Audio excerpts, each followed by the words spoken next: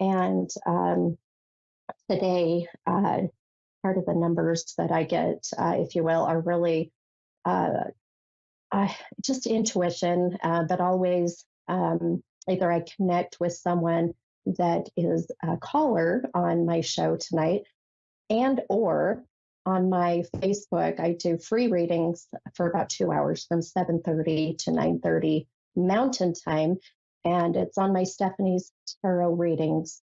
So if you're listening, you want to hop on. It's every Wednesday night, the best I can, right off, well, about an hour after my podcast. So the numbers always connect to someone, and there's always intent from our loved ones in spirit. So with that said, interesting because, of course, we're in March, and hence the reason I'm wearing green today, because we're in the month of St. Patty's, right? And the month of Lux. So no coincidence. No, I swear this is not because it's St. Patty's Day, but I have been drawn to the number 17 today, and I just thought about that. That is St. Patty's. So give me one moment. I'm going to count out the cards here and see what our affirmation is for today, and then we'll get ready to take my first caller. So, okay. So affirmations really are either it's a one word or it's a sentence that is really meant to be out in the universe, kind of a promise to ourselves. So the affirmation, and I'm sorry if I sound nasally. I've been fighting a head cold, so I can hear myself sometimes, and I think, oh gosh, I sound like I'm real nasally. But so the affirmation says that I am strong enough to face every issue in my life with courage and trust. And I love that. I love that. Even in my personal life, I can tell you right now that we all have our issues, right? We all have family issues, personal issues, health issues, whatever it may be. We have some kind of issue to deal with. And if we can face them all in our life with that courage, the trust that, the universe or God or whoever you feel your higher power is really going to take care of us and take care of everything that needs to happen within our path. So I truly feel that I put a lot of my trust out into the universe. And I'll tell you, the universe always seems to turn around and just send so many beautiful blessings. And so I'll show you the card. This card's so beautiful. These cards have butterflies, and I am very drawn to butterflies. So this deck's beautiful. If you're ever wanting to know which deck this is, feel free to message and I'll send that info to you. But all right, I think I am ready. I'm excited. We're in a new month. It's March 1st, and I'm ready to take my first caller. And this is Gabby from Texas. Hi, Gabby. Hello, how are you? I'm good, hon. How are you? I'm doing okay. Good. I feel like sometimes that's all we can say, right? Doing okay. Hanging in Yeah. there. How can I help you today, hon? Yes, my uncle passed away in February, and I was wondering if like we've been having a lot of family problems with his death because my cousins have been starting so much problems with us. And I wonder what he's saying about it. Like, did he go at peace? Does he know what's going on? Like, is he mad at the fact, or is he saying anything to me? Okay. Okay. Okay. Um, and how interesting, just I want to throw this out there real quick. When I start my show, I pull an affirmation card. And how interesting is it that the affirmation card, it fits beautifully, I feel, with, what your question is, where it's saying that I am strong enough to face every issue in my life with courage and trust, which, one of the examples I said was, issues that we have with family. And so, Yes. um, hearing that message and hearing your question gave me goosebumps just because I do feel our loved ones in spirit work in amazing ways. They just they just know what we need to hear. That's the feeling that I'm getting at the moment, and I feel could very well be from your uncle. So I want you to Hmm. kind of take that first. Um, and I'm gonna yeah, I'm gonna take a moment, hon. I'm gonna just sometimes I'll pull my cards out. I do want to maybe I'll pull a couple cards that I feel drawn to for you. Do you by chance do you connect with the number 1717 with you and or your Yes, uncle? yes. Perfect. How do you connect with that, hon? It's his niece's birthday, my cousin's birthday. Perfect. Hey, wonderful. I love it. I start my show off with numbers that pop in my head, and that was the first number. And I always know there's got to be a reason. So, um, okay. I have to tell you that uh, death is tough when it comes to, especially when we have close family members. It's amazing to see a different side of people when we have a loved one pass. Yes, You know what I mean? Yeah. Greed will come out. One of the ugliest forms of greed, and I've experienced it myself. uh, Jealousy, anger, right? Those very heavy emotions. Um, yes, yes. and yeah, and I do feel, yeah, I do feel that your uncle could very well be coming through because my whole room starts to get this very different energetic feel, and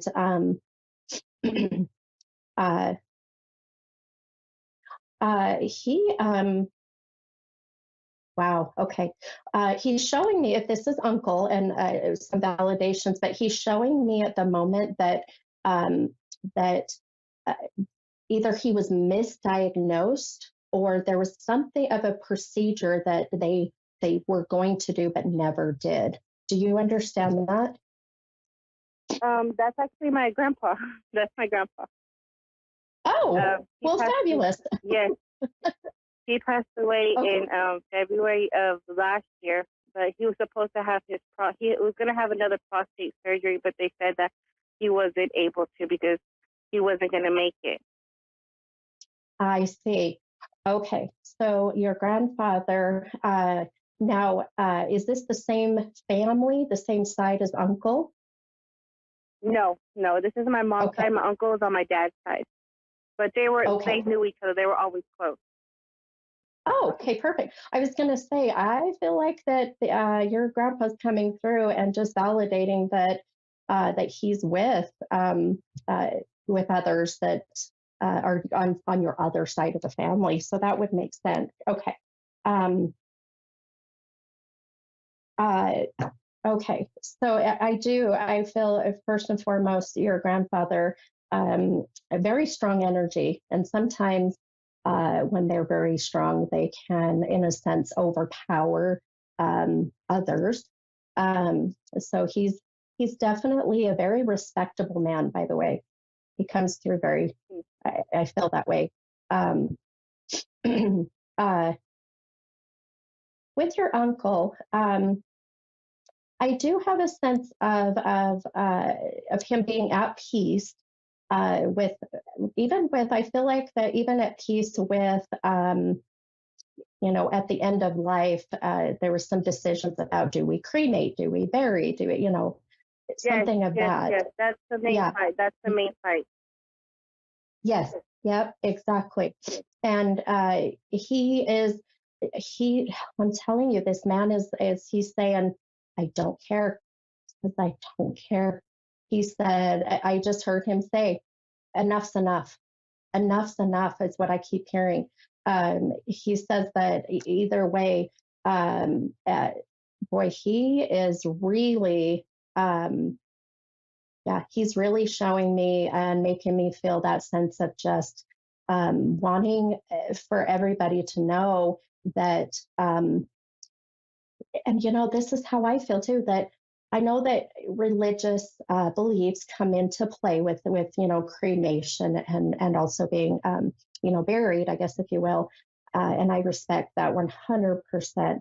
Um, I truly feel that the funeral, the services are for the living. Our loved ones Yes. in spirit, they just don't care. They just don't. They they know that their soul will always forever be living on, and they will forever be with you. Um, I really do feel that he's okay. He's okay with where he is. He's okay. He does say share. He says you need to share. I'm not sure what that means. Yes, it's because Share. my cousin took all his stuff and she won't give us nothing, like not even his wife. Like she Exactly. took Okay. everything and Okay. she won't share nothing. Yep. You just gave me chills, hon. Yep. And so he's very adamant and a bit disappointed because he says, I did not raise you this way. I hear him say, I did not raise you this way. It's Yes. time to find peace, um, and honor him. He says, honor me. And this is not doing that. So please let everybody know if you wish, or have them listen to the podcast. But ultimately, at the end of the day, it's remembering him and the beautiful, amazing legacy he left behind. This man's amazing. I can feel amazing. Thank you. And Thank you. yeah, so I hope this. I know I have another caller waiting, but I hope that this gave you some peace, and Yes, hopefully it did. It really did. good. Good. Well, I appreciate you calling and being on my show and being vulnerable. I know that this stuff's not easy. And if you're ever interested tonight after my show at 7:30 Mountain Time, I do get on my Facebook and do free readings for about 2 hours. So if you're interested, we could even be picking up more of him later. Yes. What's your Facebook? It's Stephanie's Tarot Readings. Okay. Okay. Thank you so much, Okay. Stephanie. You don't have All much right, hon. to meet today. This is Gina from New Jersey. Hi, Gina. Hi, how are you? I'm doing well. How are you? Okay. Doing okay. Good. Good. This is Stephanie. I'm the mini medium tonight on my podcast show. I'm happy to do a reading for you. How can I help you? Hi, I'm just hoping you can tell me anything. Okay. Wonderful. All right. So just generalize, just anything that comes. Yes. I always say general readings, first thing that comes Yes. to mind. Lovely. Okay. Perfect. Okay. Give me just maybe about a minute here, Gina. I'm going to focus a little bit on where I'm being drawn to. Okay.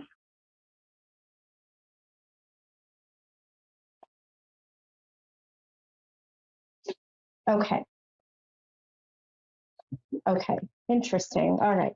So I'll just kind of tell you, sometimes the way I do my readings, sometimes I will use my tarot cards, and I really just use them as a guide or a tool, really just, or even visual validations for my clients to see what my gifts are showing me. And the number that I've been drawn to today is the number 17, so 1 7.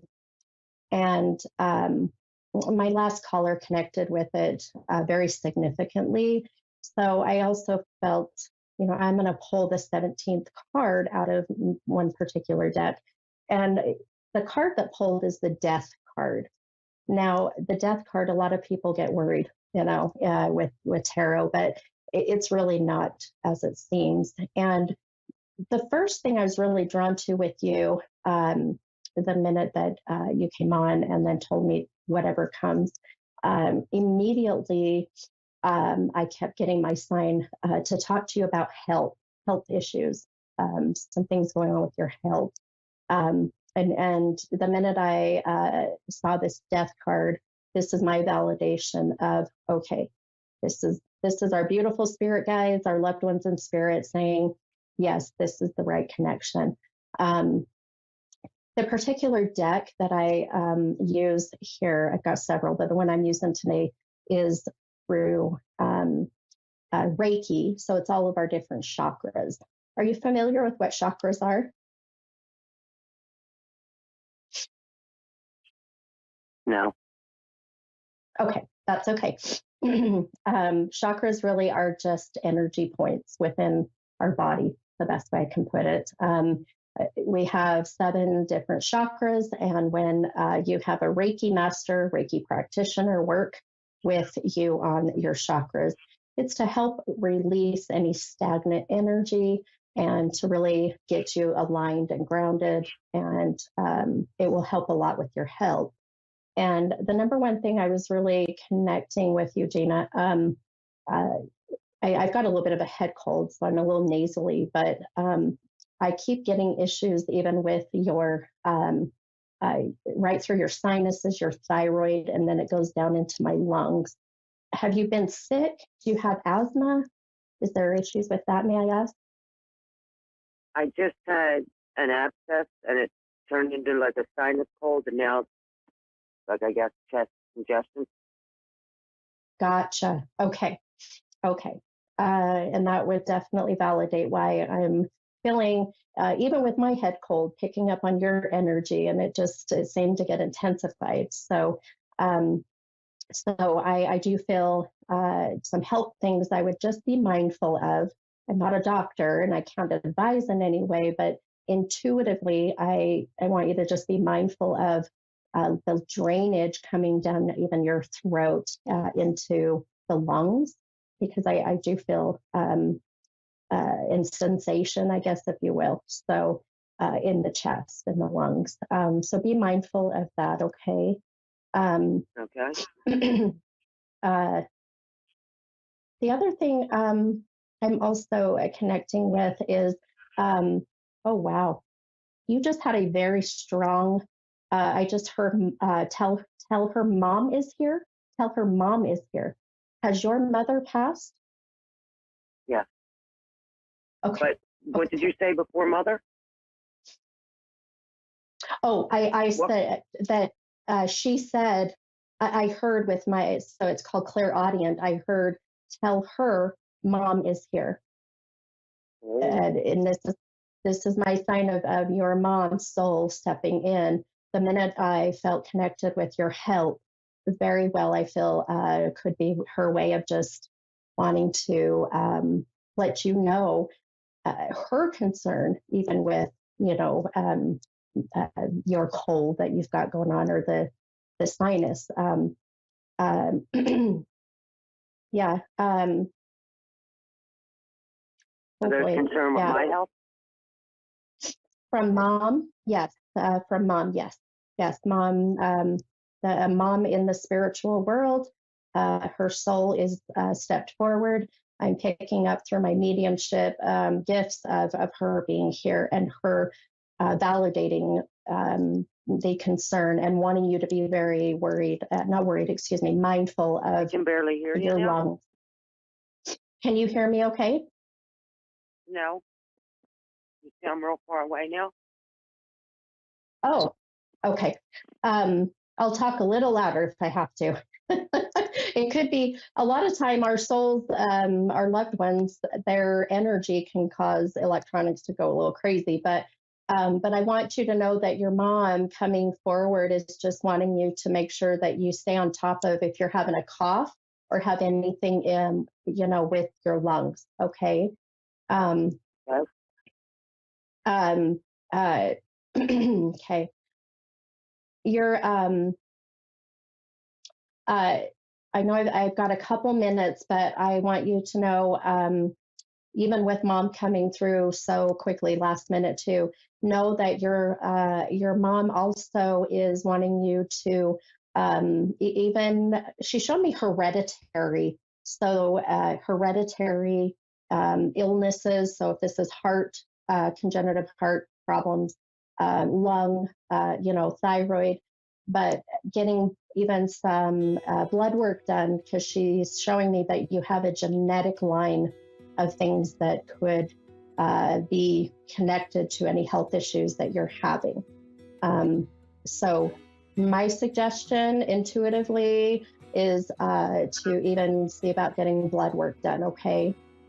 That'll start you out first and foremost. But all right, my friend, I know I have got about 45 seconds, but I feel like, boy, you got a whole lot in such a short amount of time. But if anything, look at how beautiful your mom's soul coming through, and just making sure she's taking care of you from the other side. And she does say that she's trying to make up for lost time. I'll put it that way, and I'll leave you with that, okay? Okay. All right. Thank you so very Thanks much. so much. You're welcome. Have a beautiful night, Gina. You also. All right. Thank you. All right, my friends. Well, thank you so much for joining and listening tonight. I knew it was going to be fabulous. So I am your mini medium. I will see you guys next week, and have a wonderful week. Thanks, guys. Bye-bye.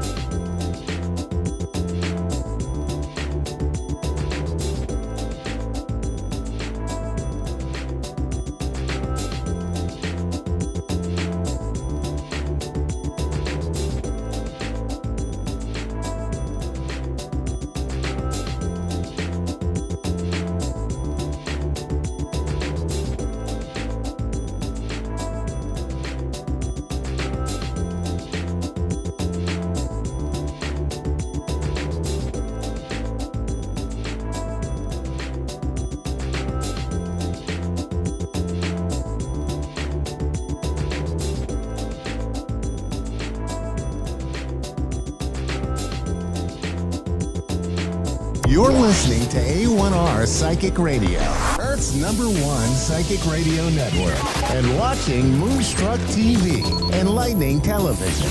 Welcome. Time for Jacqueline Close-More Live with Jacqueline Close-More. Jacqueline Close-More. Live from jacqueline.com.au. Connect direct. In North America, dial 888-454-2751. In London, 20-3519-2158. In Sydney, dial 02-8488-3147. Or online, contact us through our Facebook page, facebook.com/psychic radio. Or one of our websites, askoneradio.com or moonstruck.tv. This is Jacqueline Close-More On Live. A1R, the Ask One Radio Network. Hello and welcome to the show. I'm Jacqueline Close-More and you're on A1R Psychic Radio and Moonstruck TV. Coming to you live from my office in Melbourne. I've done a bit of refurbing. I've brought my painting in. Some of my books are here. There's more to arrive. There's actually a suitcase over here of just lots of books. It was very heavy. I had to push it down the street with great emphasis and manual labour, which is okay. I mean, but I'm not sure that I would have gotten that into a 20-kilo bag at the airport. Let's just put it that way. Would have set a few sensors off, including the back tail light of the car. But anyhow, where have I been? All right, well, where haven't I been? I've been moving my son to the country. He's got a job out there. I'm enjoying being able to go back and have a restful weekend away from the noise, out in the WOPs, as they call it in New Zealand, or in Australia, the outback. Well, we don't really use that word much here. It's just people like to think we use that word. It's a bit like other things about other countries versus Australia and why we're called the lucky country and down under, but I'll leave that for another time and your imagination probably. But yeah, so let's talk today about if you're wanting a reading on my show on this station, it's probably best to inbox me on Facebook under Jacqueline Closemore Live, or go onto jacqueline.com.au and just click on the radio show part and or just send an email through there. Just because I have sound issues from my end with taking your calls, but more than happy to respond to emails and do a reading that way over the air. Read them out. Also, if there's topics and areas you want me to cover, happy to do that. But today, just wanting to talk about, like, how do you know where you're meant to be in 2023? Yeah, like where's your intention at? What's it doing? It's a 7-year, it's a year of the rabbit. It's a time that can be kind of like go, go, go, go, stop. And sort of this time of at times wanting to hibernate or, not necessarily be out amongst people, and then also yet wanting to spend time with family and these sorts of things. So, I think it's just really good to start the year by setting your intention. Sometimes people just don't have a plan. And I remember the old saying of failing to have a plan is planning to fail and all this sort of thing. And I don't know, I mean, some people can get through life fairly intuitively without a damn clue, can't they? And they just have all the luck in the world. And then you get these people who have to strive for every little bit. And they go, why is that person having such a good time? It's like, well, they might be very lucky. And yes, they can be annoying to you who doesn't seem to have that much luck, but we can make our own luck through our decisions. And, we can also make good luck or bad luck, if you want to call it bad luck. I was recently asked by a client, they said that they felt they were cursed, and complex area.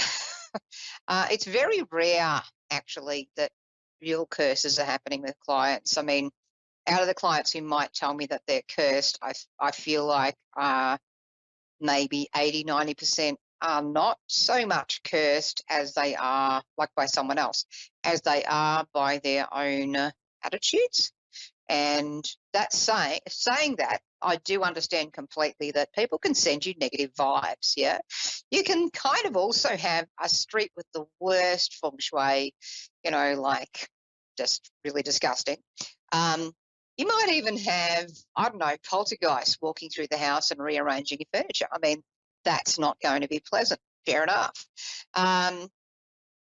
But when people talk about feeling like they're cursed and that this has been carried down through generations and all that sort of thing, it's a curse. If someone's trying to send negative juju your way, it's much easier for them to achieve that and have their desired result if they're trying to cause harm to you, if you're buying into it. So if you're kind of approaching it with a loving energy of, that doesn't mean I love this person who's sending me a curse. I mean, I actually do that kind of for humorous reasons, but I'm a bit subversive spiritually, right? Maybe you don't want to send love to that person because you're probably not going to feel like you love them and it's going to come off a bit weird. But in my weird humour, I can get away with doing that and has really positive effects. But I think the first thing is not to buy into the fear. The second thing is to look at what you can do to unhook any connection with them. So is there some part of you that's also annoyed by them that you're going, I really don't like them either? And I'm feeding that vibe with my anger or my fear and anger. Let's unhook that. Let's detach that. Maybe that anger is quite righteous in a way. I mean, we can have righteous anger. That's okay. But what do we do with it? It's what we do that may or may not be the right thing. It's okay to be upset or angry or fearful, but what are we now going to do with that? Are we going to sit in that fear, build the fear further, get angrier, start a tit for tat battle, like the pendulum swinging back and you're throwing it at each other, which only makes it swing more, by the way? Or are we going to sit back? And I really think in 2023, it's just a really good thing not to react, but to pause and then respond. What do we really want to do with this energy? So, for example, if someone sent me some bad juju, I just go, thanks for that. Look at that energy coming my way. You've put so much thought into that. I mean, obviously it's angry thought. Sorry for peeing you off that much, but clearly I've done something to annoy you, or maybe you're just constipated. I'm not sure, but thanks, right? Look, put a lot of energy into that. So here it comes, all right, feeling that. And then I'm going to transform that energy, turning it into like a ball. I'm just going to mold it round, yeah? And I'm going to take it from a negative energy to saying to the energy, thank you for coming. I know you were sent by Bob, Adam, I don't know, Georgina, whatever. Sorry if any of you called that and watching me and have no ill will, but anyway. So here's this energy, right? I'm going, look at you. All right, well, I'm going to change your intent. I'm going to change your intent from what they sent it in and circulate it around and change the intent. Say, thank you for sending that energy, Bob, Georgina, Adam, whoever, I don't know, Rumpelstiltskin. Thank you for sending that, putting all that thought into me. I'm now transforming this energy into love. Lashings and lashings, perhaps. Love comes in many forms, doesn't it? So I'm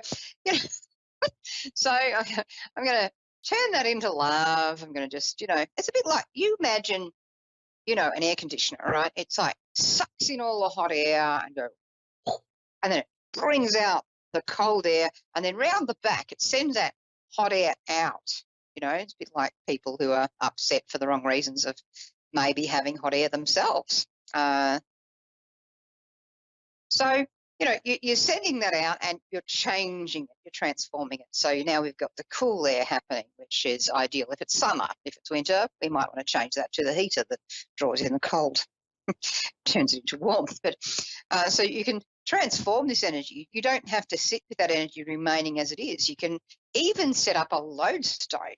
And that's where you go and ask a stone. I know it sounds completely bonkers, but then, a lot of spiritual stuff is kind of intangible, isn't it? But let's just play along with this, right? So you get a lodestone, you make sure this is the right one for you, and you just put it on top of 2 twigs or 2 pens so that the air can circulate all around it underneath and through. And you turn that into your air conditioner, only your energy conditioner. So the crap energy that's sent to you is then directed to the lodestone instead of you. That energy that's being sent to you goes whirring around in there, maybe compresses as it's clearing, until you, completely forgotten this, feeling nice and peaceful. Then all of a sudden one day you're going, oh yeah, that's right, the lodestone. Oh, seems a bit full. All right, well, I might send that purified or clarified energy. I might send that out as loving, healing energy, to people in Turkey, for example, who've had a horrific, earthquake and all this sort of thing in Turkey and Syria. We might send healing to that. We might also send a donation because prayers alone, it's not enough, is it? So, we might do some physical activism for causes that are important. We might use some of that energy to help us to do that physical activism or that physical real world grounded help, but we're getting the energy to help sustain us to do that. If we use energy that's being sent to us for the good of other people, then we're using that overflow. We're not so much using our own energy. So it kind of insulates us against burning out in a way. So, people wishing the worst for you can often contribute to the best of you, if you think about it. There's many ways to counteract psychic attack or negative energy or people being awful. the most important thing is to not take it too seriously. I mean, yes, take your safety very seriously, but maybe laugh more. Maybe just go, yeah, look, I probably was an idiot and I probably upset them. And here's how I reckon that happened. Oops, here's my part in it. Maybe I'll change that part. And maybe, just maybe, they might change what's happening for them. They don't have to, because, you can't necessarily change other people. We can change what we're doing. We can change our energy. That changes our dynamic. And then that can, in turn, change how people are responding to us. So we can go from feeling cursed to feeling pretty groovy. Hope that's helped you, giving you some ideas. I'm going to be back next week. And next week I'm going to be at Epping Psychic and Wellbeing Fair, 10 till 4 on Sunday, the 19th. In the meantime, see you next time. Lots of love to all of you. Have a great morning, afternoon or evening, no matter where you are in the world. More coming up after me on this channel. See you for now.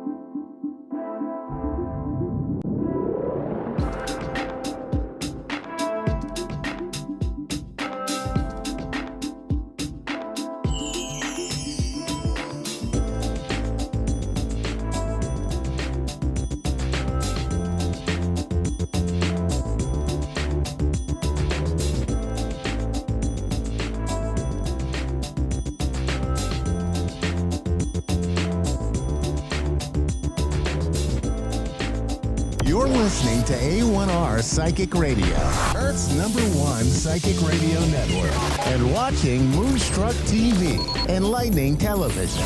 Welcome. Time for Soul to Soul with Medium Kelly Kristen.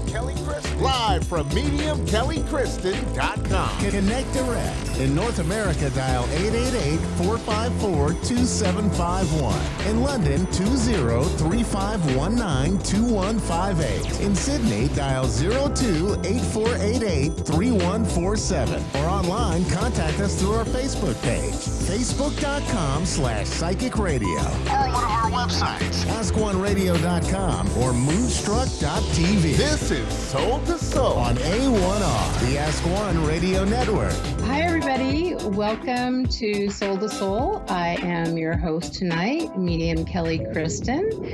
It is so great to be here with you. I always look forward to Wednesday nights. I hope everyone's safe and dry where they are. It has been really crazy weather where I live, which is Central California in a little town called Visalia. We've had blizzard warnings and rain and flooding, snow. Well, actually, not snow where I live, but close. I live about 40 minutes from the giant sequoias. And in case you aren't familiar with them, they are the giant redwood trees that are like 2,000 to 3,000 years old. So that park's closed. So I hope everyone's safe and dry tonight. I thought we could talk a little bit about intuition tonight. I've been getting a lot of questions about that lately. And so I thought, that might be good to talk about. Everybody has intuition, right? We just sometimes have a really hard time trusting ourselves or listening to ourselves. It goes back to that fight, flight, or freeze when we had to kind of gather our own food and be aware of our surroundings. And I think a lot of people that book psychic readings actually already know the answer to their questions. They just are looking kind of for that validation, which is good because it's kind of hard sometimes to trust ourselves. but if we practice listening to ourselves and listening to our higher self and using intuition, it's kind of like a muscle. And the more you work at it, the stronger it gets. It's like, when you're in the grocery store and you're in the long, long line and you're thinking to yourself, a short line opens up and you think, don't move, don't move, don't move, but you do. And right when you head that way, 5 people jump ahead of you, right? So it's just really learning to trust yourself and practice speaking to your higher self and, with your patience. If you use patience, learning your intuition and listening, it actually makes your inner light shine brighter. And wouldn't you know, that is actually my theme for the year. So maybe we can practice that this week and I'll check back with you next week and see how you did. So we're ready for our caller. Awesome. We have Francie from, I did not say exactly where is it, Raleigh, North Carolina. Awesome. Hi, Francie. How are you tonight? I am wonderful, Kelly. Thank you. Oh, good. I can hear you so well tonight. That's awesome. Do you have a question for me, or what kind of reading did you want tonight? Well, I guess basically general, what kind of messages does Spirit have for me? Oh, you would like, okay.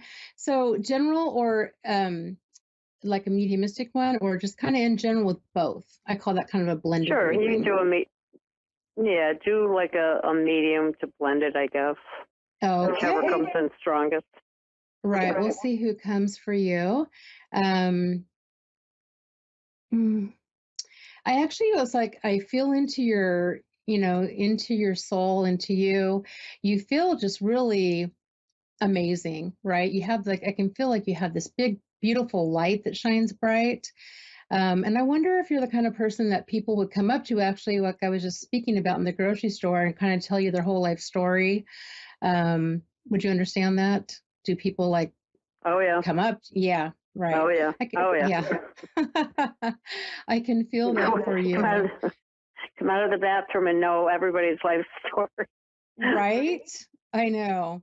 And that can be amazing, but sometimes, we have to put up boundaries and politely, tell people we'll talk to them later.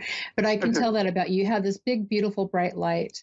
And I feel, let's see, if I feel into anything that's going on, I feel like there's something coming up for you. It almost feels like, I don't know if I'm going to call it a vacation, but like a getaway or a day trip or something like that. Do you have anything planned like that? Actually, a little more than a day trip. I'm kind of thinking about traveling. Okay. Yeah, it feels like, it's hard to tell. It's like, it feels like you're getting ready to go somewhere. And I feel like there's actually somebody that steps in. I feel like it's a lady that's here with me who is commenting on that and talking about how she'd like to go with you, or she's going to go with you. So I don't know if you're thinking about going somewhere. I know I haven't explained, giving you details about this lady, but it feels like somebody that you would have traveled with, or this is a place that she has been before, because I feel like she wants to give you like tips about what to do while you're there. So 10 minutes is so short. I feel like she is more like a grandmother. She feels that way to me. I'm not committing to being a grandmother, but would you have a grandmother in spirit? I do. Okay. And would you have gone places with one of your grandmothers? Would you have vacationed with her? It almost feels like No. No? Okay.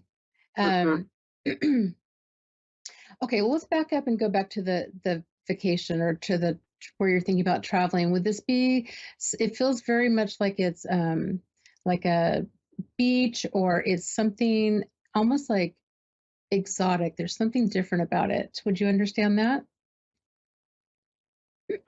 Possibly. Okay. It I mean, just it's feels one very of the areas that we could go to. okay.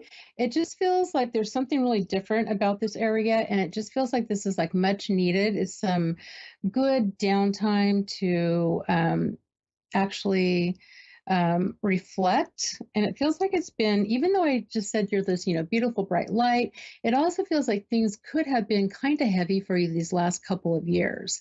I mean, for most of us, right? This feels like a reprieve. This feels like a place to almost like let your hair down. So I don't know if you can understand that. It just feels really good. And I might be wrong on who the lady is, but she still is insisting that that this is someone that you would have traveled with, or gone places with. Because I know I haven't given you very much information on her. She is someone who's very outspoken. I feel that she passed from an illness. I feel that either some connection like this would be like a dream place for her to go. It just feels like she wants to give you like a lot of information about this. So let's see what else I can fill into. Can you give me an idea of what she might look like by chance? Yeah, you know what? She just feels almost like she's more like, middle-aged or around my age, maybe. I'm in my 50s. It feels like she wasn't finished, living her life. Like this wasn't, she had more life to live. And it almost feels like that her passing was, in a way, unexpected. It feels like an illness that she may have been diagnosed late. Something like that, where she would have been, like maybe like she wouldn't have, some people wouldn't have passed from this. It almost feels like it's cancer, where, if it maybe could have caught it sooner or something like that. That's just the feeling she gives me. But she almost doesn't want to talk about that, but she wants to talk about everything else. So she would have been someone like super outgoing. And if you can't think of who it is, I mean, a million times when you get off, you think who it is. I know I didn't give you much of how she looks like, but right. I feel like her hair is really important to her, her presentation, her makeup. And I feel like she would have dressed in her own way. So what I mean by that is she shows me almost like in some more, what's the word I want to use? Like flamboyant dressing, like not, I don't know how to explain it. Almost like loud, but it worked for her. Interesting. Yeah. Yeah, it's so interesting that she steps in. I really did feel like, or I thought it could be your grandmother, but showing me like younger, or if she passed being younger. But she's there for you. I feel like she's cheerleading you. I know. I'm sorry you don't know. If there's, do you have another question for me about that, or about general reading? Well, do you see me buying a house anytime soon? Oh, okay. Let me fill into that. You know what? That actually does feel good. It feels like there's going to be some things that come up that clear the pathway for that. It almost feels like someone will be getting like a bonus or more money or something, working wise, or like a one-time bonus or something like that, where it's going to be like the green flag for go ahead and start that journey of getting your own house. I keep seeing, and I saw this before we started, the number 6. So I feel like that would be, it could possibly be June, the 6th month, or it could be 6 months from now. It does feel like that it's a journey. And I feel like on this journey, you're going to, I don't know that you're going to have trouble, but you're going to be particular about the house that you choose. So I feel like that could cause like a little bit of a delay and actually purchasing the house. It almost feels like you're not going to settle for just, anything.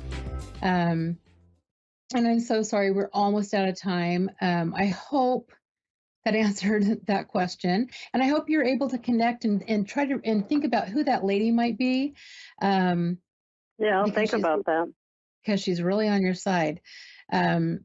Think red hair. But I'm so sorry. We're out of time. Thank you so much for calling in tonight. I really appreciate it. And for everybody else, I will see you again, same place, same time next week.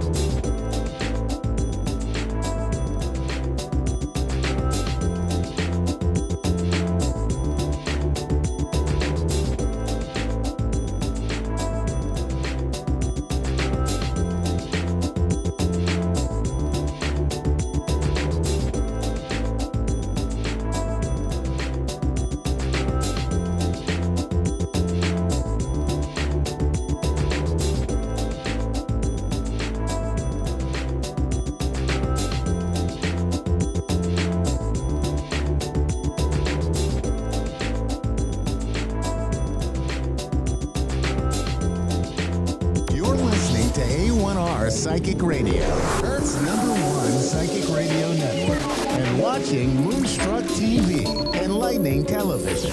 Welcome. Time for Amanda Hall Psych with Amanda Hall. Live from AmandaHallPsychic.com.au. Connect direct. In North America, dial 888-454-2751. In London, 20-3519-2158. In Sydney, dial 02-8488-3147. Or online, contact us through our Facebook page, facebook.com/psychic radio. Or one of our websites, askoneradio.com or moonstruck.tv. This is Amanda Hall Psych on A1R, the Ask One Radio Network. Welcome to A1R Psychic Radio here on Moonstruck TV with Amanda Hall Psychic all the way from the Gold Coast. I hope you had an absolutely fantastic week wherever you are in this amazing planet of ours. I know we've still got weather events and we've still got the stuff happening in Ukraine, but I like to sort of think that we can still remain a little bit positive and sort of share the love and sort of bring some love and light to those that might be feeling a little bit under the weather or not having such a great time. And it's just to know that somebody cares, and that's what we do here at this network. We do care about each and every one of you on all of our shows. So let's kick the show off this week with the Simply Tarot card of the week. And this is one of my favorite cards. This is the High Priestess. Now, the High Priestess is the highest card in the tarot deck. It's very powerful. It's either good or bad. It doesn't necessarily lean towards one way or the other, depending on other cards that come out around it. It's a card that also says secrets yet to be revealed. Now, the reason why it's one of my favorite cards is that to me, it's almost like we can do anything. You know, you have the power within your hands. You've got the balance in your life. It's just a matter of making your mind up of what's important to you and going for it. And quite often I find when this card comes out in a reading, it is still indicating to us that there is still some secrets yet to be revealed. There's things to be shared with us. So even though you may be in the midst of needing to make some major decisions and you get this card, it's saying to you everything's on track, everything's where it's meant to be. Even if it doesn't seem like it's positive, know that this is for your highest good, and this card will bring about any secrets or reveal anything that needs to be revealed as we move forward. So I always look at this card in a very positive sort of way, because it is the highest out of the 78 cards. It overrides anything else. It can bring a sort of a sense of mysticism and magic and wonder to any sort of reading. It's sort of, to me, I always look at it as being more positive than negative, and it sort of really brings that very comforting sort of almost like a Mother Teresa energy where, you know, everything's going to be all right because she's there. Just her presence sort of makes you feel a lot better. And that's how I look at this card. And this card to me has very special significance this week, as we'll talk about at the end of the show. And this card always reminds me of this particular dame that we lost in the last 6 months. So It's a very powerful, very healing card, and it's a card of great high power. So each and every one of us have the power to make changes in our lives and to make someone else's life a little bit better. You know, sometimes by just asking somebody how they are or giving them a smile is the thing that they need. So let's move on to the astrology section. We still have the sun in Pisces. It's nearing the end of its journey now in Pisces. It won't be long before it slips into Aries. So we're at the final few days of, you know, the sun in Pisces there, which is lovely. So I want you, well, no, actually we aren't. We've only just gone into Pisces, I beg your pardon. We've got until the 21st of next month. So, you know, I'm getting ahead of myself there. For all the Pisceans, happy birthday. There's plenty of famous Pisceans that I'm not going to mention them all here on the show. We take up all the time. But it's a very magical time of the year. It's a time of the year when I think it's the first part of the year where we stop and take a little bit of stock. We start to look at, we've done our New Year's resolutions. How are they faring for us? Is there some adjustments or some things that need to be changed? It's also a very creative time of the year. It's where we've got over Christmas and New Year and we're starting to look at the projects that we want to bring about or work on for the remainder of this year. And we're still early enough in the year that we can start to get excited about them and sort of make plans and start to get things happening. So it is a very creative time of the year. I quite often find that people find it's a time of the year where they look at what concerts they might want to book or look at the films that they want to see. It's again comes under that creative banner. It's like, I really want to get some culture and some pleasant things in my life, things to look forward to. So it's a positive time of the year. We're going to move on now to Venus is sitting at the moment holding hands or conjunct Saturn, the planet of discipline in Aquarius. Now, Venus is the planet of love and affection, but Venus is also the things that we love to do. So at the moment, we may find that there's a little bit of a restriction there on some of the things that we love to do or the things that we'd like to get moving. It's not saying that they're impossible. It's saying that, okay, if there is a slight delay or a little hold up, it's there, it's necessary. Look at the reasons why. Maybe you're trying to move this project along too quickly. Are you in too much of a hurry? So, you know, just take a deep breath, slow down a little bit and work with the energy. Don't try and swim against it, work with it. For those of you that are in a love relationship that might have been a little bit tricky recently, now is the perfect time to sort of try and think outside the square, to maybe approach the situation with your loved one or your child or your partner or the person that you're closest to in a different sort of way. Maybe just take a deep breath and look at it from their point of view, even though you may not agree with it. Maybe if you take the time to stop and look and listen to what they've got to say, that you might see that this is a completely new, fresh approach, something that you hadn't considered and may even seem a little bit wacky or out there or out of the box or the light bulb moment, that, and you can sort of say, yeah, okay, I can see that. I might not totally agree with it, but I can see and understand where you're coming from. That now gives you a point of negotiation that we can start to take negotiations or conversations a little bit further than what we did before, where you were just flat out, no, and I'm not listening and I'm not looking at it. Sometimes we need to take a step back and look at the other person's point of view, and then we start to see resolution. Wouldn't that be nice if we could apply that to the war in Ukraine? To have President Putin bloody take a step back and say that I'm being a bully and I shouldn't be here and I'm going home. We can only hope, we can only pray. So with the last few degrees of Saturn sitting in Aquarius, this is really important for Aquarians. Any Aquarians that are watching the show, you will know that the last couple of years have been a time of change. Some have found restrictions, some have found changes that have been thrust upon them and forced upon them that they weren't looking for, and they needed to move along with those changes because that was the only way that they could move forward. So it's interesting now, as Saturn moves through the last few degrees of Aquarius, he's asking you to make sure that you've learnt the lessons. Is there anything that needs tidying up? Is there anything that needs your attention? Is there anything there that you've ignored, tried to put away till tomorrow, sort of avoided? Now's the time to bring it about, because Saturn's going to, if you don't do it willingly, Saturn will come along with like the baseball bat and hit you over the head and say, this is what's got to be completed before I move into Aries. So be aware of that. Most Aquarians that I've been working with over the last couple of years have willingly embraced the changes after they got over the initial shock for some of them, that it was a good thing, that it's putting them on a new directory, it's putting them on a new path, something that they wouldn't have thought of or brought something forward. And it's like, you know, once you get over that initial shock or the shake-up in your life, it's a really, really good thing. So if you are an Aquarian, please heed my advice. You've got very little time now to really listen to what Saturn's been trying to hammer home for this last couple of years. Make sure that you work with it instead of against it. It's always much easier to work with Saturn than swim against the tide. So we have Venus, we have Mercury, we had Mercury conjunct Saturn, I beg your pardon, Mercury. So there's some light bulb moments there. There's communication and things that we need to be sort of focusing. I do apologise. I didn't write the right symbol on my board. So we now have Venus is sitting in Aries, I beg your pardon. So Aries is, you know, where we're looking for the things that we love to do. So it's conjunct or holding hands with Jupiter. Now, Jupiter is the planet of expansion, opportunity, and luck. And it also is the time that Jupiter is holding hands or conjunct Chiron in Aries. So what this means in basic sort of terms is the things that we love to do, we really should be looking to sort of maybe encompass those in a way that, is it a way that I can bring change into my life, that I can bring opportunities and new things in my life, that, but at the same time have a healing aspect. Now, healing doesn't always mean we've been physically sick. Sometimes it can be emotional. Sometimes it can be that we've had blockages or changes in our lives that have prevented us from moving forward.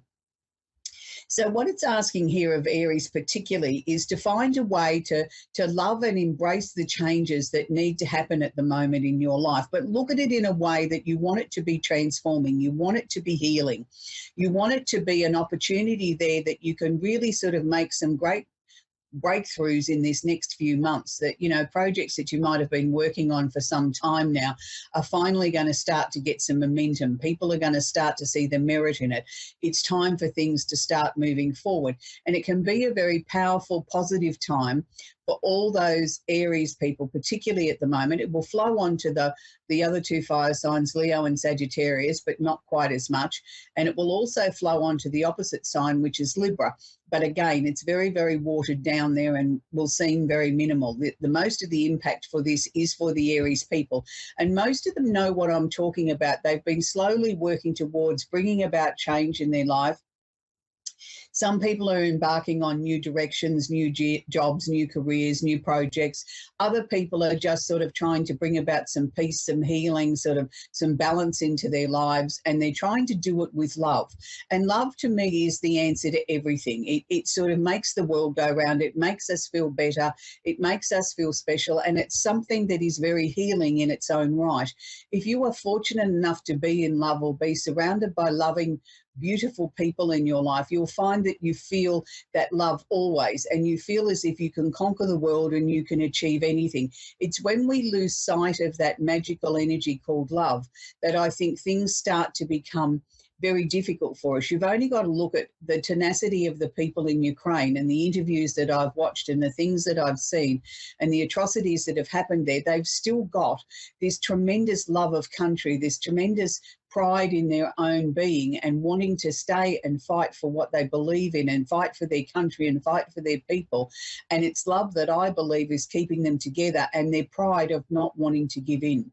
Now, I just want to duck back to where I made the mistake of calling it Venus in Aquarius. Even though I talked about relationships there, and it might be the perfect time if you've been having difficulty talking about an issue in a relationship, with it being the planet of communication, Mercury, it would also apply in the same way. So everything that I said prior in this astrology segment would also apply, and you can apply that with love as well.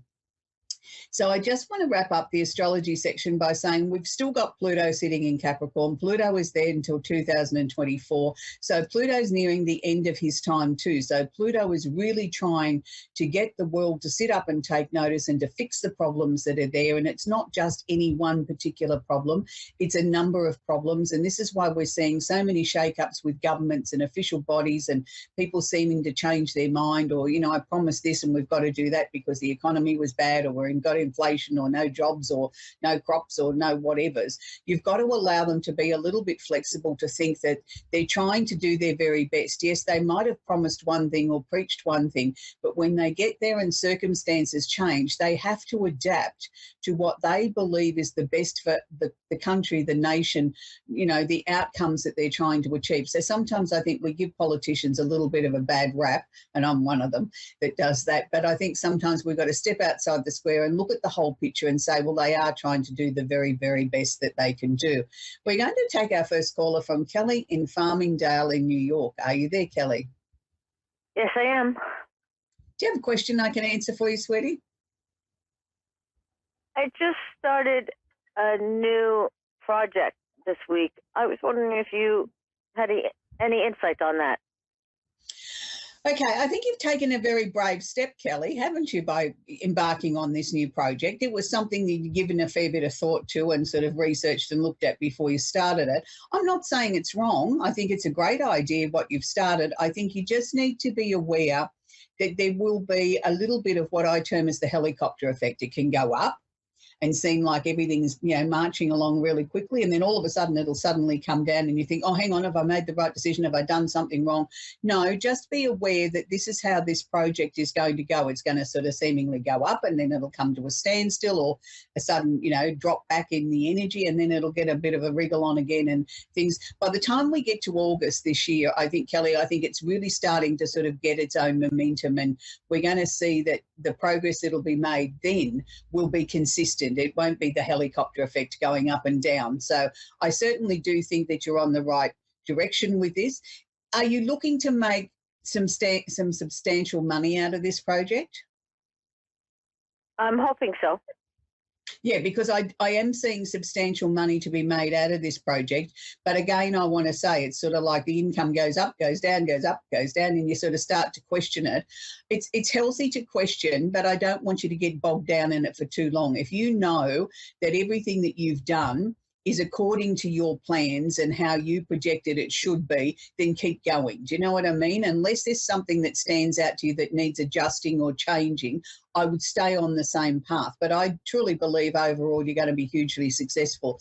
And this to me is just the first step in another 2 sections or 2 add-ons to be added to this initial project a bit further down the track. Is that part of your plans, Kelly? I think so. You think so? Okay. Yeah, sometimes when we start things, we don't know where they're going to take us, do we? We have some other ideas floating around in the background, but we're just so focused on the initial, let's get it off the ground, which is good.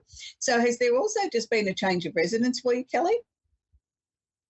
Not at this time that I know of. Okay. Are you making changes around the home? Is that what I'm picking up? Because I've got all this movement and change around you as if nothing's sort of set in concrete at the moment. It's like I'm open to everything. Yeah, there's a lot of movement in the household. Right. Okay. But you yourself personally seem to be open to any sort of change that comes along. I'll give anything a fair hearing. Yeah. Yes.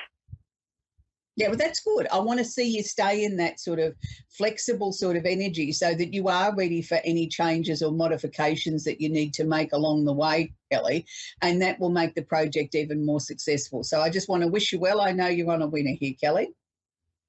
Okay. Great. Thank you. We're going to speak with Natasha now in Brooklyn in New York as well. It's New York Day today. Hello, Natasha. How are you? Hey, how are you doing? I'm very well, thank you, sweetie. Do you have a question I can answer for you?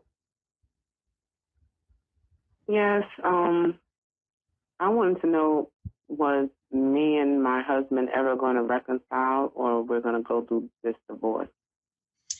Okay, that's a really serious question, Natasha. And first thing I want to say is you're very brave coming on the show and sort of asking a question like that I know is very, very personal. It's interesting because at this point, as it stands, I believe your husband believes he's on the right path, that the only solution to the problems that you've been experiencing as a couple is to divorce. Now, I disagree with him, and I know you do too. I think he's been quite stubborn. I don't think he's been prepared to sort of look at the whole picture. He's just sort of saying, oh, that's it, it's broken, just, get rid of it, sort of thing.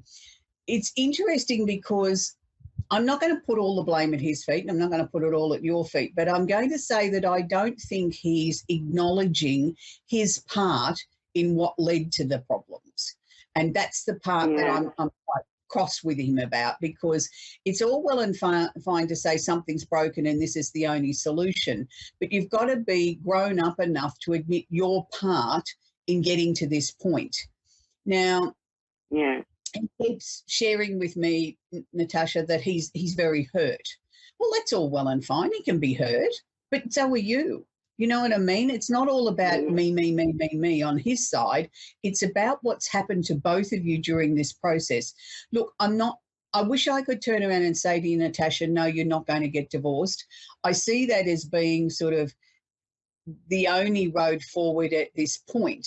But I'm going to also say I want to err on the side of caution, and I want to err on the side of optimism and say maybe this has got to happen so you can find your way back to each other. Maybe this has got to be that this chapter in your lives together finishes, and then once the pressure's off and he feels that, you know, he can fix his wounds and, you know, sort of turn around and stop blaming everybody else except himself for what went wrong in the marriage, maybe then you can find your way back to each other, because I don't feel this is the end of the story. And that's something that I don't say lightly, and it's not something I often see. You know, usually when people end up in divorce courts, that's usually the final nail in the coffin, so to speak. But in this instance, Natasha, I don't believe it is. I feel it's sort of like it has to be the end of this chapter. And I think it's the only way that the healing process can take place. And then the two of you have about a 40% chance of finding your way back to each other in a new, improved, solid version of what the two of you stood for. And maybe that's the only way forward. I know it's not what you wanted to hear, but my role is to give you the information that's given to me in the clearest possible manner to help you cope with what's ahead. So I hope that's been of some help, Natasha. Yes, that was a lot of help. Do you think that he still loves me? I do, and this is the stupid part. Deep down, he still loves you, but it's like all as he can see is what he sees is the hurt. That, you know, he sort of feels as if he's the only injured party out of this marriage, and he's not. You know, there's enough hurt and frustration and everything to go around for both of you. And I'm not going to say this just because I'm speaking with you, Natasha, but if I was to split the pie up to who had the most hurt out of this marriage, I'd have to give the majority share of that to you.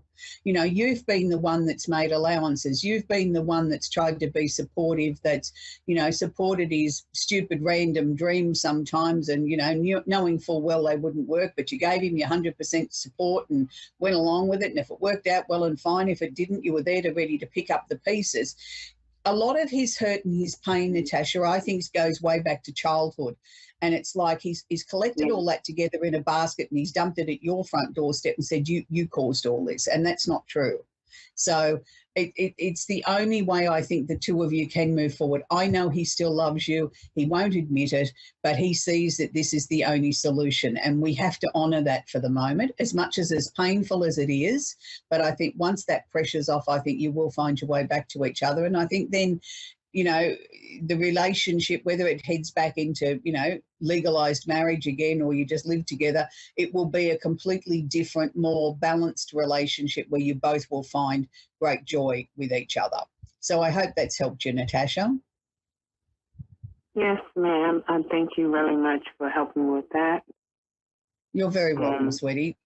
You know, what you need to do now is just sort of take hour by hour, Natasha, and not try and look at the whole picture. You know, just try and deal with what you've got to deal with in the short term, and that'll give you the strength to get through, because this has really been very taxing on you.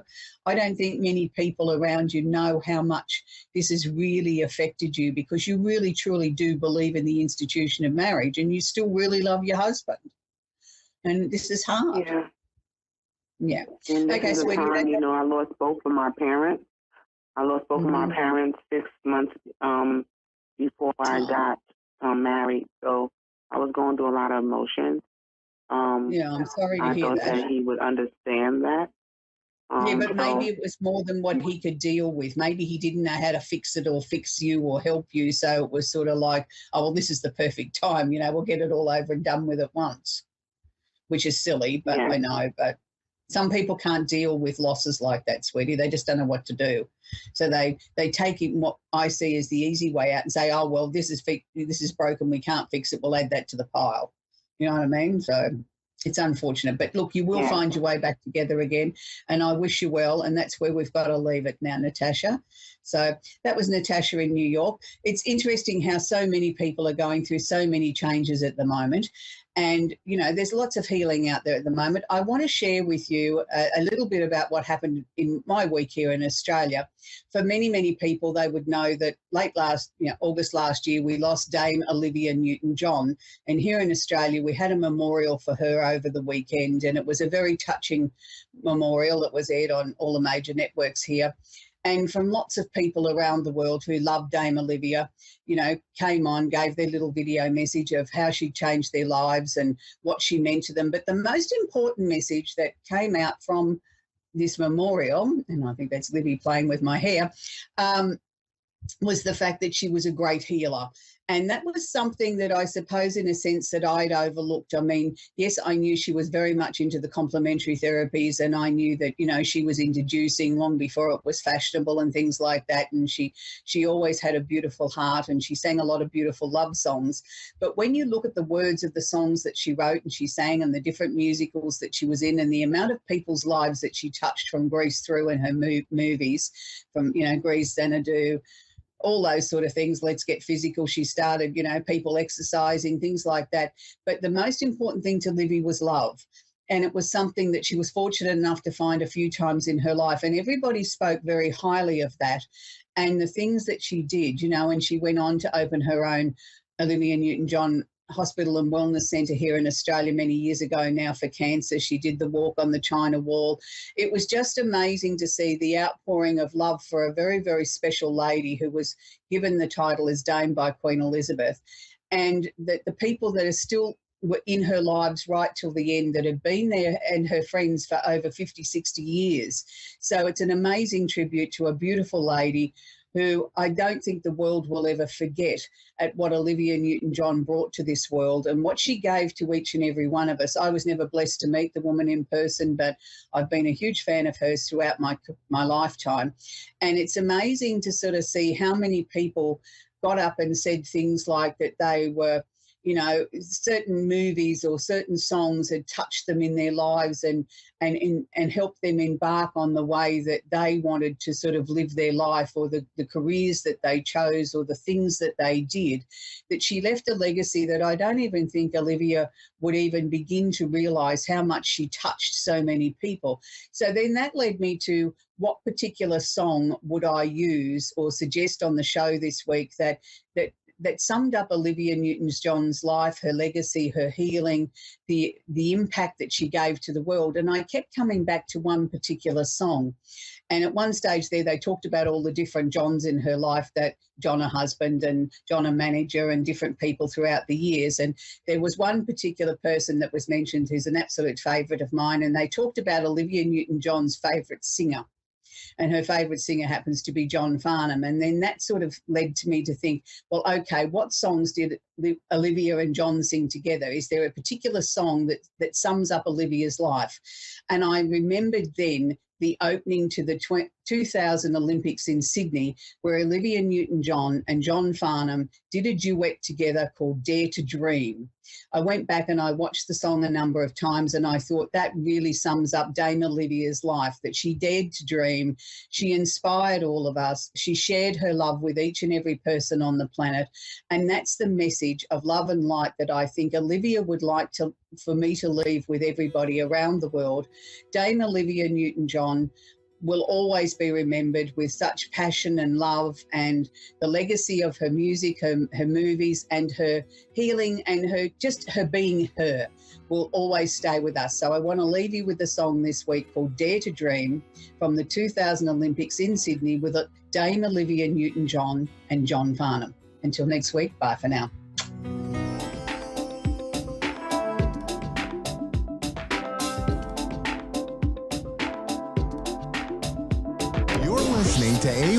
A1R Psychic Radio, Earth's #1 psychic radio network, and watching Moonstruck TV, enlightening television. Welcome. And now, Reverend Elliot's Magical Window with Reverend Elliot. Live from magic-works.com. Connect direct. In North America, dial 888-454-2751. In London, 20-3519-2158. In Sydney, dial 02-8488-3147. Or online, contact us through our Facebook page, facebook.com/psychic radio. Or one of our websites, askoneradio.com or moonstruck.tv. This is Reverend Elliot's Magical Window on A1R, the Ask One Radio Network. Greetings, fellow seekers of truth, wisdom, and light. This is your friendly neighborhood esoteric practitioner, Reverend Elliot, coming to you live tonight from the rather frigid city of New York. Now, there are no frigid cities. There are just clumsy men, right? That's the old saying. Now, it's cold here again. I don't know why. It was like 70 degrees a few days ago. So now it's cold again. But hey, we're coming into March. We're getting into Lent now. We're getting Mardi Gras. Is that over now? Have enough people been shot? Is Mardi Gras officially over? I have no idea. I used to want to go to Mardi Gras, but, you know, for some reason I don't do much traveling. I'm a typical New Yorker. When I travel, no matter where I go, all I run into are New Yorkers. So I just gave up on it. I mean, the idea, I used to hang around in a bar here on 57th Street. And I went to a bar in L.A., and I saw the same people. I literally saw the same people, the same exact people. And the bar on 57th Street was called Kennedy's, and they all looked and said, "Oh, welcome to Kennedy's West." You know, it was the damnedest thing. I mean, I can't. There's no. I went to Atlantic City one time. I was a writer on a show, playing at the Trump Plaza, and I said to that guy, I said, "Mr. Trump, you're going places." That the whole idea that I spoke to him through my lawyers, but that's a whole other story. And what did I see in Atlantic City on the boardwalk? People from New York, people I knew from New York, and I'm so tired. To me, of the times I've traveled, I associate it with one expression: "What are you doing here?" That's That's it. It's like not going anywhere.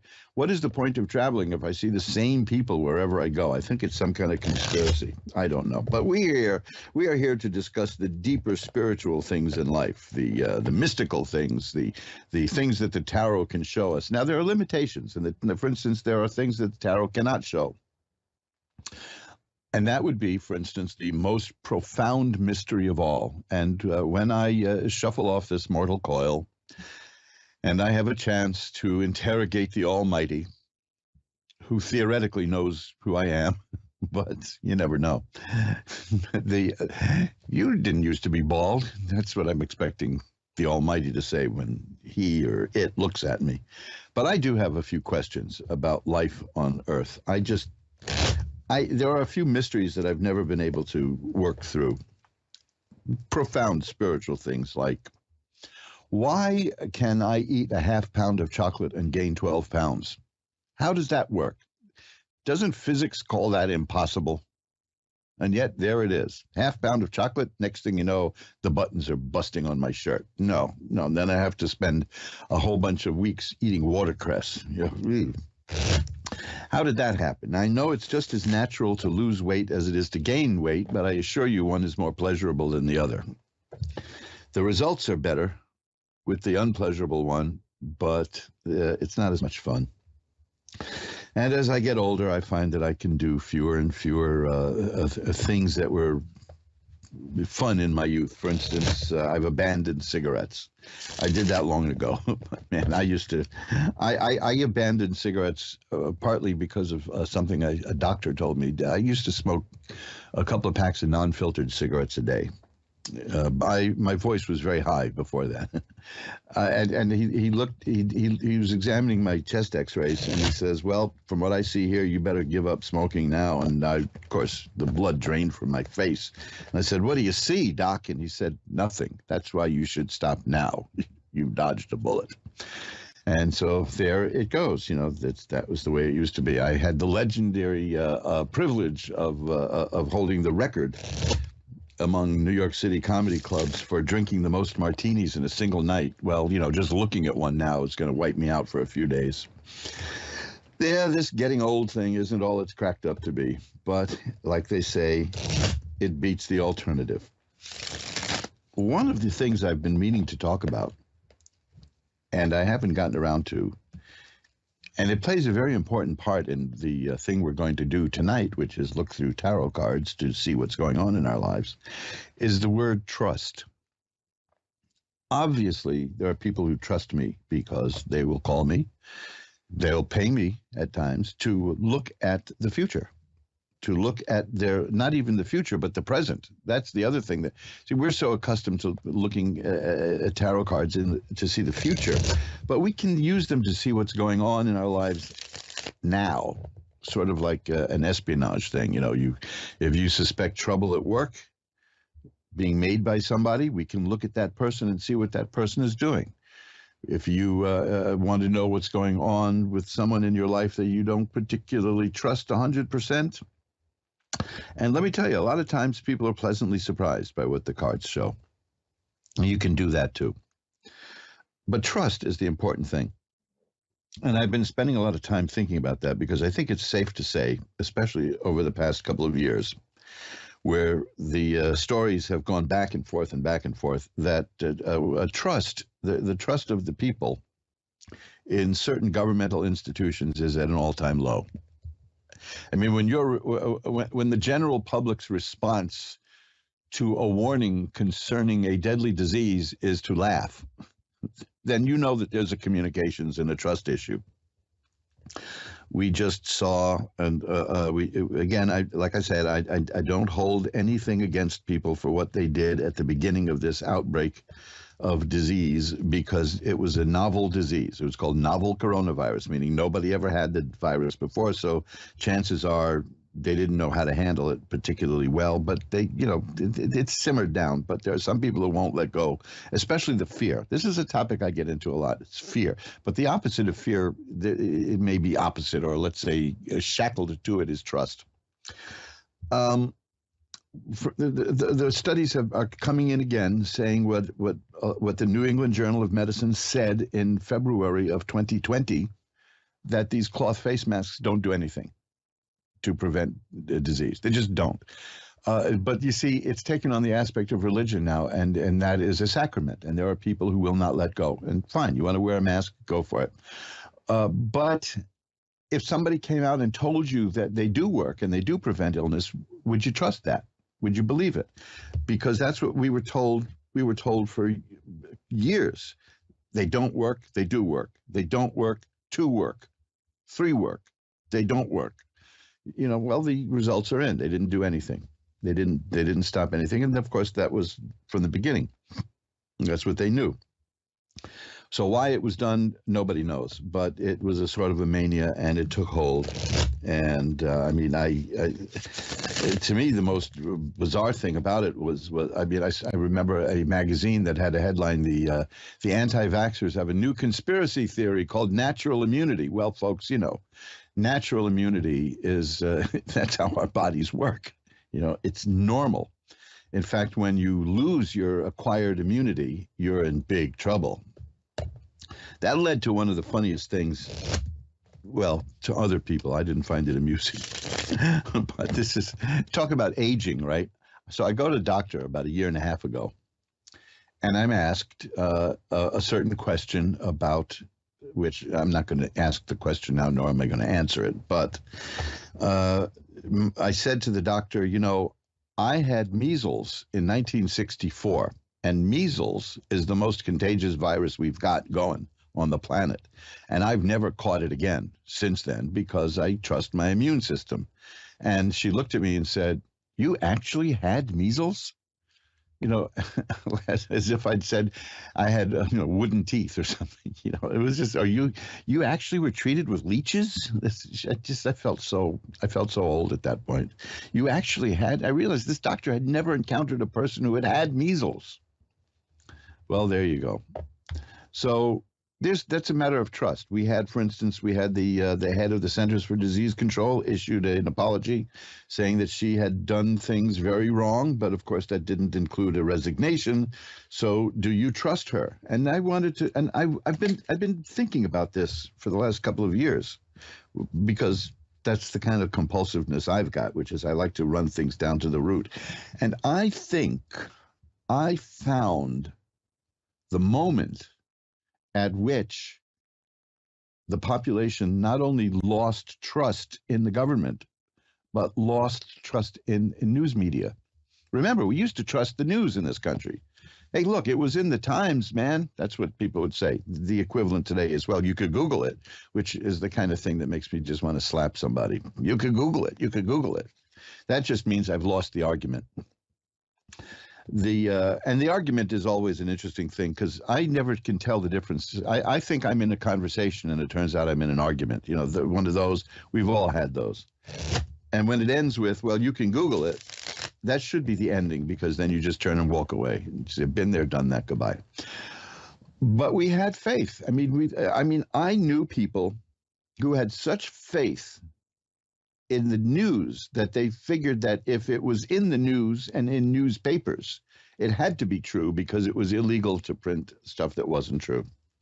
I mean, I know many people who believe that. And to this day, they believe, for instance, that you can only print truth in a newspaper. Well, of course, the Supreme Court has upheld lying as a protected form of speech. This goes back to a case that involved the critic Rex Reed and Joan Hackett, the actress who is in Support Your Local Sheriff. She was a cabaret singer also here in New York, and Rex Reed wrote a devastating review of her, and he criticized her choice of sequence of songs. And she had absolute proof, and she sued him, and had absolute proof that she brought into court that he lied, that the sequence of songs that he criticized her for was not what she had used. And the judge said it didn't matter. It was creative license.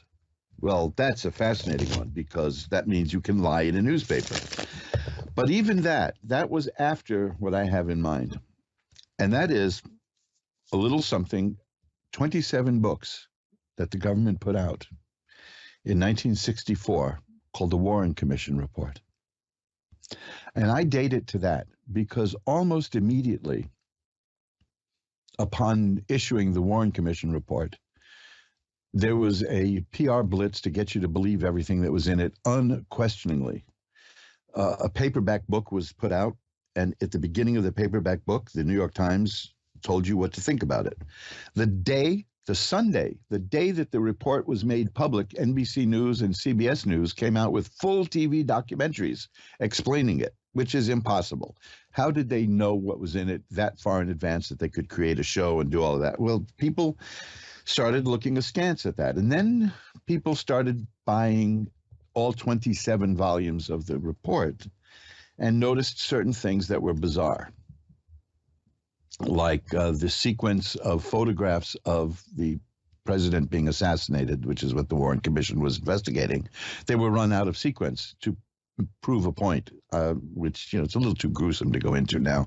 But they then said, oh, that was just an unavoidable typographical publishing printing mistake. And then they found out that there were people, eyewitnesses on the ground, who said things differently than were quoted in the other people in the books. And a lawyer by the name of Mark Lane wrote a book called Rush to Judgment. And that opened the floodgates. And from there on in, I mean, we had the movie JFK, we had the movie Executive Action, we had, I can't even count the books showing the mistakes in that report. And then there's the magic single bullet theory. And I'm not going into this or that. I'm not arguing who did it. You know what I mean? Because that's not as important to me as the fact that people started to rip it to shreds and found real problems with this. And now, being contrarian about news events is actually an industry. I have a book around here somewhere from publishing company that was put out of business by the government, believe it or not, because they wrote books about, how to make silencers for guns and how to make a switchblade and things that people frowned upon. And one of the books they had was how to spot a scam so that you don't get scammed, which is a noble thing until you read the book and realize that it's a handbook on how to run a scam. And one of the most profitable scams that they had in the book was to find a prominent event in history, in recent history, and come up with an alternate theory for it and push it like hell. And that's become the whole thing. That's why nobody trusts media now. And we've been lied to so deliberately and so often. How can we trust them? I mean, would you trust somebody who's constantly lying to you? Now that links to fear, which are the two big things here, because I maintain, and nobody's ever been able to convince me otherwise, although I certainly welcome the discussion, we only lie to people we're afraid of. That's a flat out statement, and I say it covers every lie there is. Well, suppose the person says, well, does this dress make me look fat? What are you going to say? You're going to lie. You said, yeah, of course you're going to lie. You're going to be polite, and you're going to call it a lie. But at the heart, you're afraid of what's going to happen if you tell the truth. Yeah, boy, you look like a porker there. You don't have to be that blunt, but we do. And I'm speaking as a person who, as I told you, can eat half a pound of chocolate and gain 12 pounds. So I'm very weight conscious myself. But the thing is that if you're lying to spare somebody's feelings, then you're afraid of what's going to happen if you upset that person's feelings. And I just believe in honesty. I believe in truth. I would rather demur than lie. I'm not into lying. Well, of course, how do you know I'm telling the truth about that? There you go. See, because trust is at an all-time low. And I'm telling you, I put this all back to those books. I wrote an article about this at mojoacademy.org. You see, that's one of the things. It's really, really been on my mind. Shuffling up the tarot cards here. I haven't forgotten why we're here. We're here to read the tarot cards. If you go to mojoacademy.org and look for the link at the top of the page, which is at the bottom of the section of links, which is called the Warren Commission Report. You take a look at that and you'll see what I mean. I'm not arguing who did it. I'm not saying this or that is right or wrong. I'm not going to direct you to see anything by Oliver Stone. But I'm just telling you that I think that was a seminal moment in American history when the American people learned that the government will lie to you and lie to your face and then deny that they're lying to you, because there is patent nonsense in that report. In fact, the whole thing has reached an apotheosis of ridiculousness because a lot of it is based on the Zapruder film, which recorded the assassination, which I didn't include in the website because it's too gruesome. But you all know where to see it if you want to, I suppose. But Dan Rather, the CBS guy, you'll read about him if you go to mojoacademy.org and look at the Warren Commission thing. He did something unforgivable, and he still hasn't accounted for why he did it. But he described, there was a time when he was the only journalist who had seen the Zapruder film, and he lied about what he saw. Or he was a dreadfully bad reporter. When we all got to see that film, when it was leaked to ABC TV and it was run at a late night show by Geraldo Rivera, then people saw exactly what happened. And immediately Congress convened hearings because that threw it all into doubt. And that's all I'm concerned about is the doubt, the mistrust. You can't get that back from people. If I were to read the cards and lie to people, and they knew I lied to them, and then I said to them, well, I did it for your own good. That's it. Like that. I'm gone. I'm finished. I'm washed up. Nobody would trust me, and I wouldn't even dare to ask for trust under situations like that. Honesty, as they say, is the best policy. And I don't believe that we're dealing with a real problem of cynicism now because people lie. People expect to be lied to by media, by certain people who pretend to be doctors when they've been bureaucrats for 50 years. And they admit, I mean, this guy lied. This is the person we're talking about who said, oh, there's no reason to get a mask. Masks during an outbreak don't work. And then he said, well, I only said that so that people wouldn't go out and buy masks, which is a noble way of saying, I lied to you and I lied for a good cause. You don't do that anymore. You can't trust a person who lies to you like that and then lies again and again and again. But people are used to it. And I think that all stems back to the September of 1964, when the 27 volumes of the Warren Report were issued, and we were lied to. The public was very definitely lied to. The facts were stretched to fit a narrative. Facts were deleted. If you see the movie, it's on YouTube, Rush to Judgment. And again, I'm not saying one way or the other about who did it. You can see people telling their story. You can even see a film clip, I don't know if it's in that movie, of Abraham Zapruder, who accurately and 100% completely accurately describes the movie that he shot. And it's done about an hour after he did it, not even an hour. He was yanked into a TV studio. He went to a TV studio to see if they could process the film. He didn't know that Kodachrome could only be processed at that time by Kodak. But they sat him down and interviewed him, and that was the WFAA interview, and he told exactly what happened. And in the 1970s, when the film was shown to people, they saw that he was completely right. But we were told something different by the government for our own protection. Why? Do you like being treated like a baby and lied to? That's the problem. So it's about trust. And I find it almost very gratifying that people trust me, because I know the price of trust. I know that you're putting it all on the line when you trust a person, and you have a lot of guts, those of you who call in to programs here on Ask One Radio, because you're talking about your personal life in front of loads and loads of people, and you trust us all. You trust the listeners, and you trust the show hosts, and nobody hurts you. We have your best interest at heart, and we try to be completely helpful is the main thing. And I know that everybody here is as well. The whole thing is don't harm anyone, don't hurt anyone. I've seen too many people who use the cards to hurt people, and it's awful what you can do to people. And that kind of karma is not something that you want to have waiting for you in the wings, folks. So this is a long way of saying, since I've been dealing with this issue of trust, and I wrote that webpage at mojoacademy.org,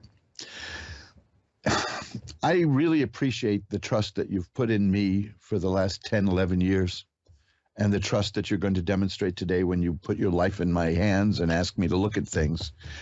And the people who contact me off the air and get private readings and repeat readings because you do trust me. And I've never come out and just said how I value that and honor that. And I'm sure that I'm speaking for everybody who does a show here on Ask One Radio, that we all absolutely honor and appreciate and are humbled by the trust that you put in us every time you call, every time you listen, because you're a very important part of what we do here. And my hat's off to you. So, look, let's just shuffle up the cards again. Well, they're pretty well shuffled now. But let's get into the readings now that I've unburdened that. But I think it's an important issue, this whole thing about trust, because it's a two-way street. You know, we trust that you're going to be straight with us, and you definitely trust that we're going to be straight with you. And there's no tricks. We don't do anything melodramatic. We just tell you what we see. So let's ring a bell 3 times now to declare sacred space, and then we'll pull the curtain back on the magical window for April in Pleasant View City, Utah. Hi, April. You're on with Reverend Elliott. Hi. Hi. How are you tonight, April? I'm okay. How are you? I'm doing well. I'm doing much better than I thought I would, because I found the secret of life, which is take a nap in the afternoon. So that would be nice. I know. There's been times in my life when I couldn't do it. There's been times in my life where I was working 2, 3 jobs, and it was so hectic that a guy stopped me in the middle of the street at noon in New York here and wanted to know if I had the correct time. And I said, yeah. I looked at my watch and I said midnight, when I saw that it was noon. So, yeah, we've all been through those busy phases. What can I look at for you tonight, April? I'm just kind of looking at what's out there in the world for me. I've had a lot of hardship and heartache lately, and I just kind of wanted to see what would come through for me. Well, there's good news here. Let me put it that way. There is good news here. The good news comes in several packages here. It's emotional, it's financial, and it involves work. Have you been looking for new work? Actually have a new job that I just started a couple months ago. Okay, well, that's the card that I've got here. It's the Ace of Rods. That's about new work, new career. And then I have the Eight of Coins, which is about a person who has a new job and is working diligently at it and will be rewarded. Because that's also here is the Six of Coins, which is about getting money. So it's more lucrative than what you were doing before, or will be, according to this. It is, Now, those are three cards that relate to work and money. Two of them are coins, and one is rod. That's why I asked you about a new job. These next three cards are all about your emotional well-being, and they're pretty good. The Ace of Cups here tells me that you're at the beginning of a new phase of opening up, good things happening to you emotionally in terms of happiness and joy, well-being, romance, things like that, because you're doing something about it. The Eight of Cups is here, and that's a cup card, so it's dealing with the heart. The Eight of Cups is about a person who is moving away from things in her life that are not working and moving towards things that are working. And that is a very positive action, and that's why all new things good are coming your way.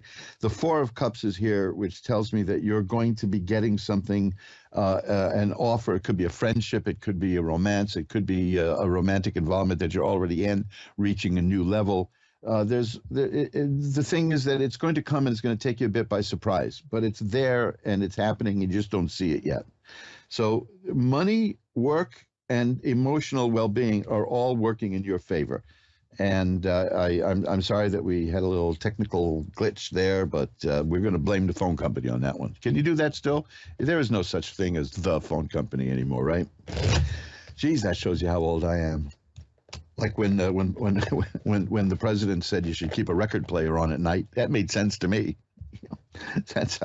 And to me, the record player I have here, I have to use a crank to wind it up to get it playing. So there you go. I'm more old-fashioned than that. We'll shuffle up the cards now. Michelle in Benton, Wisconsin is next. Hi, you're on with Reverend Elliott. Hello. Hi, Michelle. How are you tonight? I'm good, thank you. How are you? I'm doing well. What can I look at for you? I am open to anything, actually. Well, let's see. I am now going to just put my hand on the cards and cut them and see what I get. Oh, okay. That's interesting. I have two cards here, and it's kind of interesting. I hesitate to ask this question because it leads into the kind of thing that people who use tarot as a scheme will do. But this is the Seven of Swords is about somebody who's kind of like sneaking around behind the scenes and is causing some trouble in your life. Do you get the feeling that that's going on? No, not really.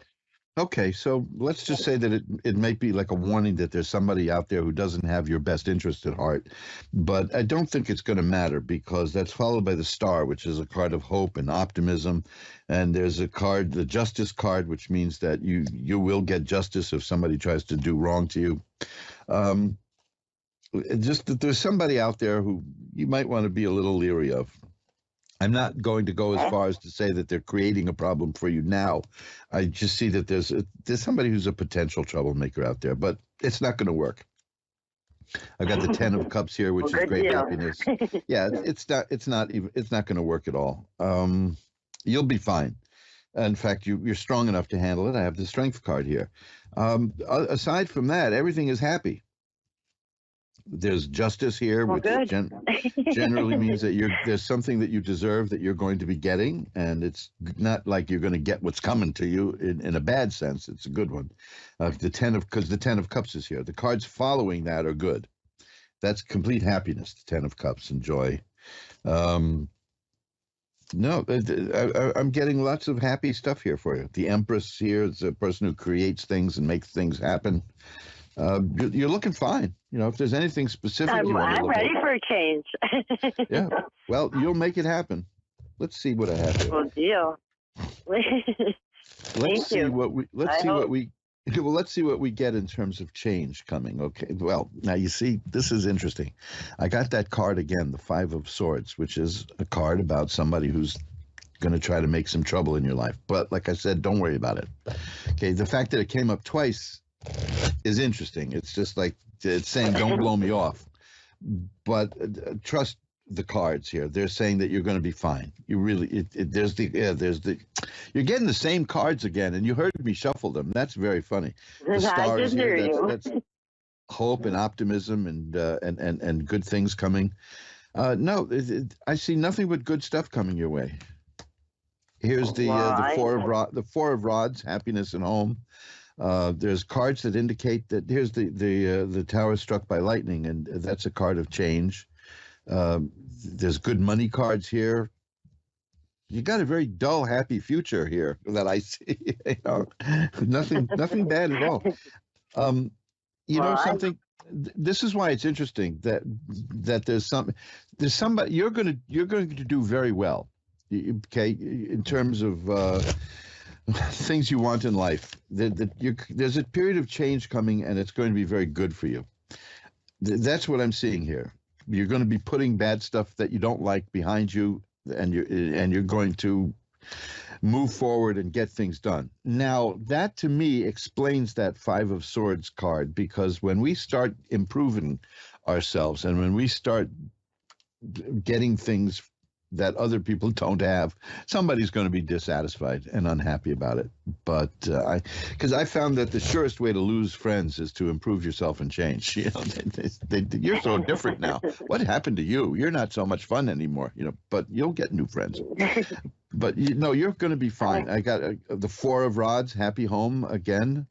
There's that card again, the Five of Swords. That's 3 times.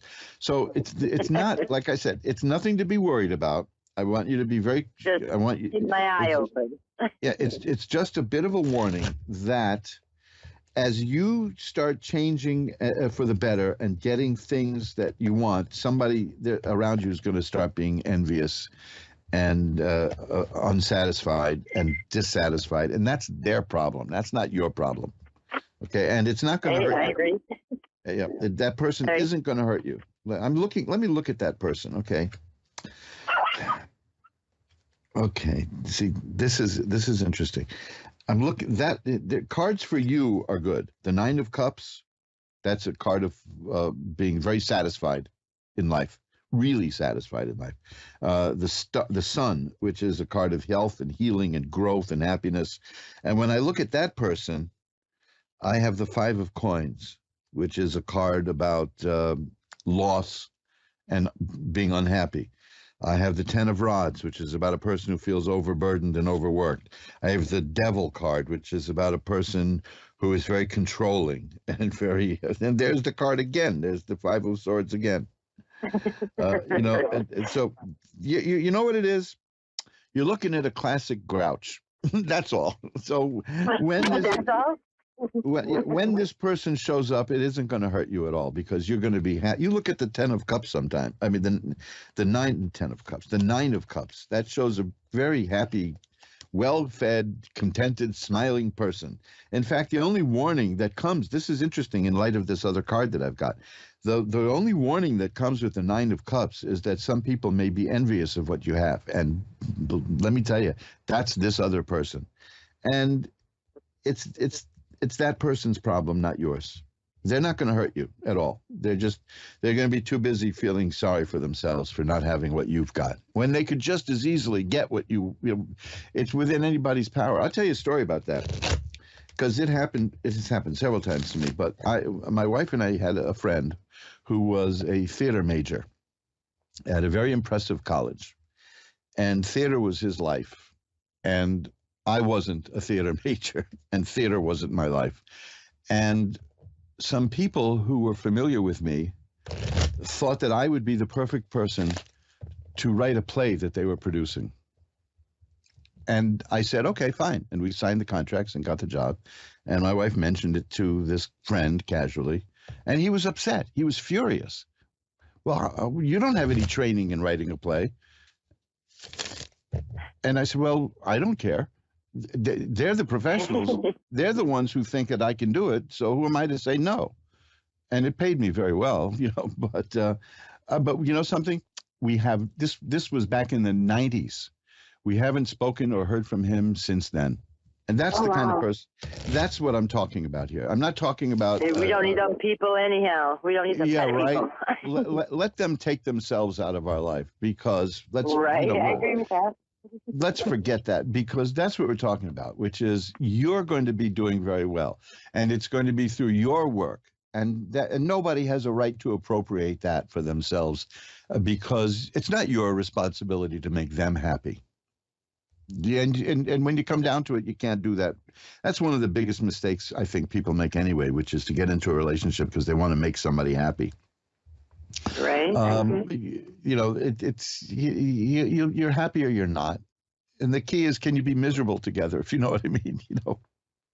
Look, I don't have to, I don't want to dwell on me here, but my wife and I've had the last few years have been pretty horrible, but we're fine. I mean, she had an accident that's pretty much. You're going to have good with bad. Right. We said for better or worse, right? She had an accident that's pretty much crippled her. I've lost the sight in one eye, and I'm not doing well in the other eye. These are things, but we're together, and we help each other, and we do what we can for each other, and we see the doctors when we need growing to. Growing old together. Yeah, exactly. But you see, this whole thing about the happiness, you're going to have it, and it's going to bother somebody. There's one person who it's going to bother, and you're right, that person is going to self-censor and take him or herself out of your life, and you don't need that person anyway. I agree. How about my love life? When is that going to be? Let's see. People. Get rid of those bad. Have you recently had a relationship that didn't work? Yeah.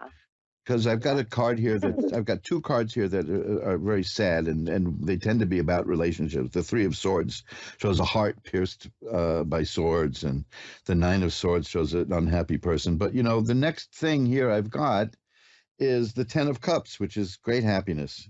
And justice, the justice card again. So you're going to be fine. Something new is coming your way. I've got the Ace of Rods here. That's going to be new. I've got the Page of Cups. So there is going to be some romance coming your way. The Page of Cups especially says that. And that's not theoretical. The Page of Cups, the Ace of Cups would be more theoretical. The Page of Cups means it's here. So you're going to meet somebody, and it'll be good. Okay? Oh, good. Okay, thank you. You got a bright future here, and I'm sorry that this other person won't be willing or able to share it with you, but that's their loss, right? That's their loss, not yours. So, yeah, I don't want them kind of people anyhow. You got it. I've had enough of that. Yep. From what I see, yes, because there was a period of sadness here, but it's over, and there's good stuff coming. So enjoy it, because it's going to be very good. Oh, you don't need to try. You're going to be doing just fine. Okay. Okay. Thank you very much. My pleasure. Thanks for calling. Bye-bye now. And you're listening to Reverend Elliot's Magical Window. This is me, Reverend Elliot, and the Magical Window is the tarot cards. Where is the tarot cards, or are the tarot cards? I'm mixing things here. The Magical Window is the tarot cards. That kind of makes sense. The Magical Window are the tarot. No, the Magical Window be the tarot cards. No, that doesn't. I'll just change the name of the darn show. What can I tell you?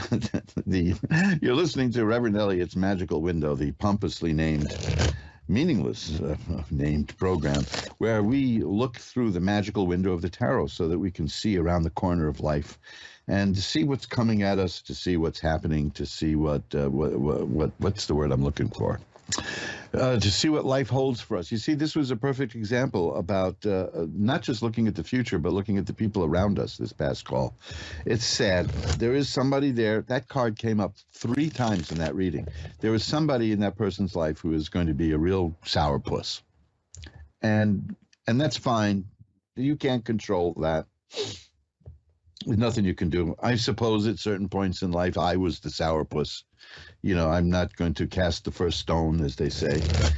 I'm sure there are loads of people who could tell you terrible stories about being involved with me. But, hey, you know, don't believe a word of them. Remember what I said about trust? You can trust me, baby. How many times would you really, does anybody really trust somebody who says you can trust me? Does anyone really do that? Is that a thing? Do people still say trust me on this? Or, I mean, outside of politicians, do politicians even say trust me? Because you know they don't mean what they're saying. I mean, we've become so inured to that. Just trust me. You know, if some politician kept his or her word, I think we'd all just collapse, or we'd declare a national holiday. I agree with something Christopher Hitchens once said. It was very profound. He doesn't trust. In fact, he did use the word trust. He doesn't trust people who run for office out of personal therapeutic reasons. For instance, there's somebody who recently ran for office because he said that if he could get this job, it would erase childhood trauma. Now, that's not very good reason to run for office, and it won't even be effective, because whatever you consider childhood trauma when you're over 60 years old, if you still got it, you ain't going to get rid of it by being elected to office. There are people who just feel, I promised my mommy I'd be president, you know, and I'm not letting my mommy down. That kind of stuff is pretty weird to hear from people in their 70s. You know what's even stranger to me is when I hear people in their 70s say, you know what we need is the adult in the room. We need an adult in the room. What kind of talk is that? Are you 12? Do you really, you be the adult in your own life. It's fun. I deal with people now and then who tell me what they really hate about life is not being a child anymore. And I said, what is it about being a child that appealed to you that you can't do now on steroids? You know, you have so much freedom now. As a child, you know, you had these people who were 9 feet tall, it looked like, people towering over you saying, you can't do that. Don't do this. Don't do that. This is wrong. Stop that. Sit up straight. You know what I mean? So I don't know. I was so eager to be an adult that when I was a little kid, I used to put talcum powder in my hair to make sure it was gray. See what I looked like with gray hair. I have not regretted a moment of adultness. I've never said I want to go back to being a child, because all the fun I had as a kid I can still have, and there are other pleasures too. Sandra in Spring, Texas is next. Hi, you're on with Reverend Elliott. Hi, how you doing? I'm doing well. How are you tonight? I am great. Beautiful. I was calling to see what does my life look like maybe the next 6 months, from career choice, finances, relationships, all that good stuff. Okay, well, let's see what we got. Put a few cards out here. Well, this is coming up a lot with people. I've got several cards here that are aces, and aces are beginnings, and that's good. That's new. That's nice stuff. There's the Two of Coins is here. That doesn't indicate money troubles, but it indicates a person who knows how to handle money and can juggle money and you're good with making money work and stretching a dollar, and you can, you know, you're conscious of where your money goes. The next card is the Ace of Coins, which tells me that there's going to be more money coming your way. There's also the Ace of Cups, which tells me there's happiness coming your way. Well, one maybe usually brings the other. The Sun is here. That's a card of health and growth and happiness and joy. And the Seven of Rods is here, which is a person who can make difficulties just go away. You can wipe away whatever difficulties get in your way. And the Ten of Cups is here. That's a great card of happiness and joy. So I'm seeing good things coming your way. This looks like a very good period. New things are going to happen in terms of your emotional life and your financial life, and the new things that happen will be good. See, that's the thing I learned long ago when doing readings, and you learn this pretty darn fast, is when you tell people there's change coming, you better be able to quickly tell them whether it's good change or bad change. Yeah, because when you tell most people that change is coming, they say, great, is it good? Then it dawns on them. So I always look at the cards first. And yes, there's good stuff coming your way in terms of money. There's good stuff coming your way in terms of emotional well-being and happiness and joy. And any difficulties are going to be minor. You'll be able to sweep them away. I just see the message in this reading overall is happiness and joy. And that's what I see for the next few months coming. So that's good, huh? Oh, wow. That sounds great to me. That sounds great. That sounds great. And I was listening to you earlier, and you were talking about how you went to the doctor and you was smoking your cigarettes, and you did non-filter. My dad smoked non-filter, so I'm sure he felt your pain. Yeah. Well, I did it out of a silly thing. I worked for a marketing company, and I had made a mistake in one of the accounts, and I knew I was going to get chewed out at the next business meeting that we had at the office. And everybody in those days was smoking low tar cigarettes, like, Carlton and I don't remember the other names, but they were low tar cigarettes, and they were just, like cigarettes that were mild. And I got a pack of unfiltered Lucky Strikes. And I figured I'm gonna smoke these at the meeting just to intimidate them, and I did, and it startled them, and it started a love affair, which cost me my breath for a while. But I enjoyed it. But I got over. I know I had to quit. Getting older is not for kids. That's for sure. Well, you're heading for a great period of time. So I want to see if I can get another call in. But I'm looking at one more card here for you, and I see it's going to be Ace of Rods. So you had the Ace of Coins, Ace of Cups, and now Ace of Rods. New things are coming to you in terms of work, in terms of romance and emotions, and in terms of money. You're going to enter a new period of good things coming in your life. Okay? Oh, all right. Thank you so much. I truly appreciate it. Thank you. Thank you for calling. It's been great talking to you. Bye-bye now. And let's see if we can squeeze in Lindy in Melbourne. Hi, Lindy, you're on with Reverend Elliot. Oh, hi. How are you going? I'm doing well. How are you tonight? Very well. Very well. Afternoon over here. Yeah, I know it's afternoon where you are. It's still it's late. It's early. It's late Wednesday night here, coming up to midnight. So what can I look at for you? Lindy, did we lose you? Uh-oh. Lindy. Let's see, I'll just shuffle up the cards so we'll be ready when the machinery brings Lindy back. This time travel, right? I'm actually here just before midnight speaking to somebody in tomorrow afternoon. So that's time travel, right?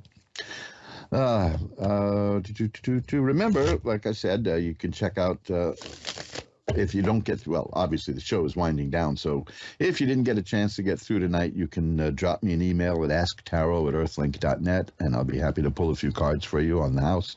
And let's go to Lindy now. Lindy, you back? Yeah, I don't know what happened. I'm back, though. So anyway, what can I look at for you now? Well, I have just put my house on the market, so I'm wondering if you could tell me whether I should take the first offer I get, or whether I should, maybe hold out a bit. Well, that's not the kind of thing that I particularly like. That's not the kind of thing I particularly like to do with cards. I'll tell you why. Because this is such a serious situation that I can't go that deep in it here. I can just tell you this. You just give me a card, and we'll go with that. Well, I'll tell you this, though. The cards I have here show that you're going to be very successful at selling the house. Okay? So that may be an answer. See, I can't tell you what you should or shouldn't do in terms of offers and the people who are going to be contacting you, but I can tell you that I have the Ace of Rods, which is about business and career, and the World, which is success, and the Six of Rods, which is success. And I'm telling you, these are very successful and happy cards. So it looks to me that whatever decision you do, you're going to do very well with this sale. Oh, that's good enough. Thank you. Okay. Yeah, so that's great. Great. So these are very positive cards. So you listen to listen to your own instincts, and check with the professionals and see what you get. Okay. Yeah. Okay. Thanks for calling. And the move. Do you get anything about the move? About the move? Yeah. Oh, okay. I thought you said the moon at first. Let's see. Well, I do see change coming for you. And I see changes. I have the 8 of Rods, so that means it's going to happen fairly fast. The 10 of Cups, that's great happiness. The Ace of Coins means you'll have money. Yeah, it looks like it looks very good. The change is coming. It's going to come soon, and you're going to do it with happiness and with money. So there you go. It's everything you want. Thank you. Okay, yeah. I've got to run. I'm up against the clock now. Gotta go. Thanks for that. Bye. Bye now. Well, we've come to the end of another edition of Reverend Elliott's Magical Window, the radio show that we're the holdout, right? I know. I'm going to go to video, but I'm a little bit leery of all that. I have so much fun doing this with you the way we are, that I suppose if I can rig this up the way I want to, we'll be doing it the same anyway. It's going to be, it'll be a little different, let's say, but it'll still just be us getting together every Wednesday to tackle life's mysteries. You heard these were all pretty good readings here. People are on a right track. And I told you, my theory, I've been telling you this for years now. My theory is that people get so many good readings because really horrible readings only happen in bad movies anyway. But we get good readings because the people who call are aware of the situations in their life, and they're asking for help, and they understand that they may need some help deciding some things, and they want as much information as possible. So you're already on your way towards success by doing that. So that's good. I mean, try doing a reading for somebody who says, I don't know what I want. I don't know what I'm doing. I don't know why I'm reading for you then is the answer, right? So there you go. Well, we've come to the end, so I will remind you now that mojoacademy.org has an abundance of wonderful books and audio and video there that will change your life. I highly recommend the book Hunches. I haven't talked about that in a while. It's the best book I've ever seen about developing psychic abilities. And you can find that at mojoacademy.org. For the rest of the stuff that I do, it's magic-works.com, MAGIC-works.com. And there's 100 and something pages of information there on everything magical, and more coming all the time. So take a look there, and maybe I will hear from you off the air at asktarot@earthlink.net. Until next week, this is Reverend Elliott reminding you that time flies. It's up to you to be the navigator. Bye-bye now. You're listening to A1R Psychic Radio, Earth's #1 psychic radio network, and watching Moonstruck TV, enlightening television. Welcome. Time for Sacred Insight with Andrea Baker. Live from mindbodynourish.etsy.com. Connect direct. In North America, dial 888-454-2751. In London, 20-3519-2158. In Sydney, dial 02-8488-3147. Or online, contact us through our Facebook page, facebook.com/psychic radio. Or one of our websites, askoneradio.com or moonstruck.tv. This is Sacred Insight on A1R, the Ask One Radio Network. Hi, everybody. Welcome to Sacred Insights. Thank you so much for joining me. I'm your host, Andrea Bacon, and I hope you're having a wonderful day or evening whenever you are watching. We just came off of the Pisces new moon, and new moons are wonderful for planting seeds of things that you want to bring in to fruition, things that you want to co-create and manifest. And so I pulled some cards, and we've got finding and boundaries. I don't know if you can see that, but they are speaking of this beautiful transformation here, okay? You might be having some closure with releasing things that don't serve you. And you can always call on the angels to help you do this. I love manifesting with the angels, working with the angels, and calling them in. They're really good to release toxic situations and relationships and things like that that aren't really serving you. And you can call Archangel Michael for that. He's great for helping you cut the cords to things in your life that don't serve you. And when you do this, you bring in this beautiful transformation. And you might need to get some help from the angels also to put some boundaries up depending on your situation and whatever it is that you're going through. But we have success here. And this letting go of things that no longer serve you will bring in success. So that's something great to think of when whenever you are doing, any type of manifesting. Oh, great. We have a caller now. Margaret in Glasgow, Scotland. Are you there? Yes, I am. Hi, how are you? I'm fine, thank you. How are you? Great. How can I help you? It was just really a general reading I was looking for. Okay. If I can. And so do you have a specific question or no? Is there going to be any romance or love coming soon? Okay. So I pulled a card, happiness. Focus on happiness. And this is going to help you bring in what it is that you are wanting to bring in. Okay. Yes, I just pulled the love card just came out when I was shuffling. Yes, absolutely. There might be something from the past that you're still trying to release, some kind of sadness or grief or something like that. And, focus on keeping your heart open and like really loving yourself and giving yourself the time that you need to heal, to release whatever it is that is still in your energy from the past. This is going to really help you balance out your energy, balance out your emotions, and you're going to feel brighter and lighter. And absolutely, you do have love coming in at some point. I don't know yet, like time-wise, but trust that you are going to get, you deserve to have love in your life. And, just remember that and trust that that love that you are looking for is looking for you.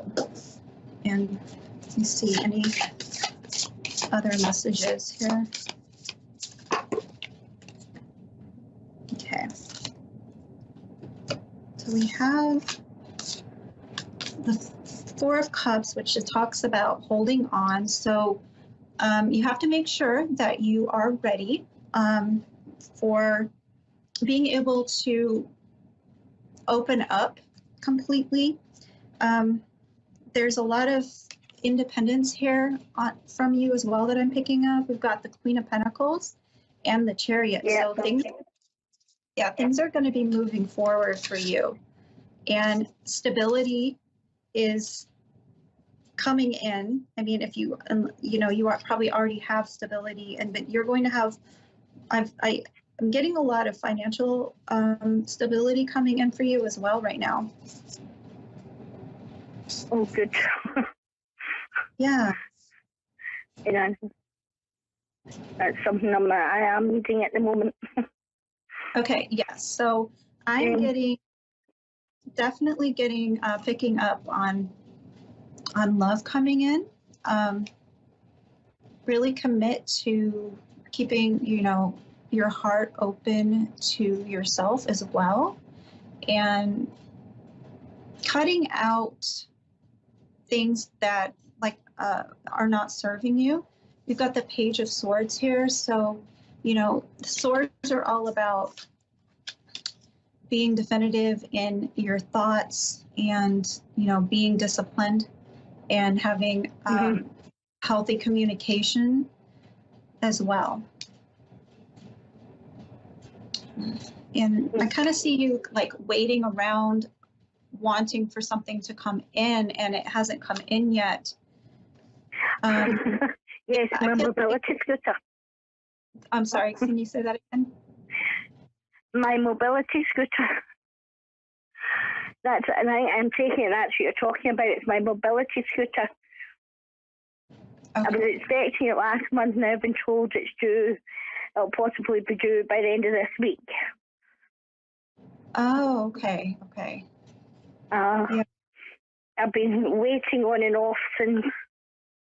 Okay. Christmas. And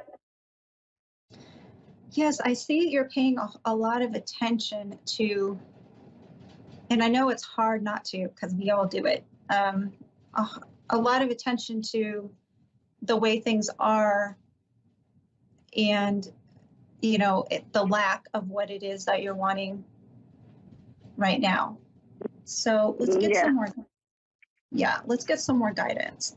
So they're really wanting you to focus on that heart chakra and allowing love in. The color red is really standing out to me right now for you. Oh my gosh. And I just pulled another card from a different deck, and it says open your heart. So that kind of lets me know that there's something from past, either childhood or, that is keeping you stuck. And so they really want you to sit and kind of listen to your heart and listen to your guidance from your angels, because you have some deeper insights coming in for you. So like journaling and writing out your thoughts, and so that you can get the guidance as well on an everyday basis type of guidance that your angels want to connect with you about. Okay. And just trust that there is a divine purpose in everything, and you're being guided and led, and your angels love you so much, and that you will be able to bring in the things that you're wanting to bring in. All right. Okay. Well, that's great. Thank you. Can I ask a question? Well, we've got 1 minute left, so I'm going to have to go ahead. Right, okay. Is Angel there, my daughter? Is what? Is Angel there? She's my daughter. Unfortunately, I don't know that I have time right now to answer that question. Can you email me at andrea.bacon444@gmail.com, and I'll be happy to help you with that. All right. Thank you very much. Thank you so much. Thank you very much for the reading. All right. Thank you. Have a great evening. Thank you. It's appreciated. Right, thank you. Okay. Thank you, everybody, for joining me. That is going to be it for today. You can check out my Facebook like page at Andrea Bacon, or my Mind Body Nourish on Etsy. And I have my products and services available there if you're interested. You can go check that out. All right. Thank you.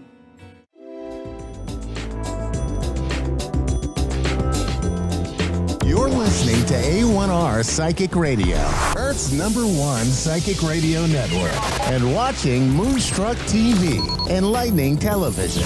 Welcome. Time for Insights into Consciousness with Anna Olson. Live from AnnaOlsonIntuitive.com. Connect direct. In North America, dial 888-454-2751. In London, 20-3519-2158. In Sydney, dial 02-8488-3147. Or online, contact contact us through our Facebook page, facebook.com/psychic radio, Or one of our websites. askoneradio.com, or moonstruck.tv. This is Insights into Consciousness on A1R, the Ask One Radio Network. Hi, welcome to A1R. I'm Hannah Olson, your host for the segment today with Insights into Consciousness. And today I'm going to do one reading on the air. But first, I wanted to talk to you about Mercury in retrograde. So I'm also having to remind myself about this. And this is also why I wanted to focus on the topic, because whenever you teach something or you talk about it, you tend to learn more and more about it. And the more I talk about it, trying to give other people basically like an idea of what Spirit wants them to know, the more I will get those messages from Spirit. So first of all, when I say Spirit, I have to explain what that means, because this practice is not religious. It is actually an ability, and that includes all religions and all walks of life. So because there is not only one type of human with one religion, we do readings, or at least I do readings, on all religions and all cultures and all walks of life. I am not going to only be partial to a Christian, or I'm not just going to be partial to a Buddhist. I will do readings on every religious background and every culture, because I'm not racist. I'm not biased in any way. I pride myself in that. And I love that I have really worked with a lot of cultures and different races and religions, and have learned a huge amount from the people that I've worked with and from their spirit guides. So when I do a session, I'm basically talking to their spirit guides and to them subconsciously or their higher self. So it's really just about me learning from interpreting the messages from Spirit on the other side. When I talk about Spirit, it could be the Holy Ghost, what could be called the Holy Ghost, the Spirit, Chi, that it's also called Chi.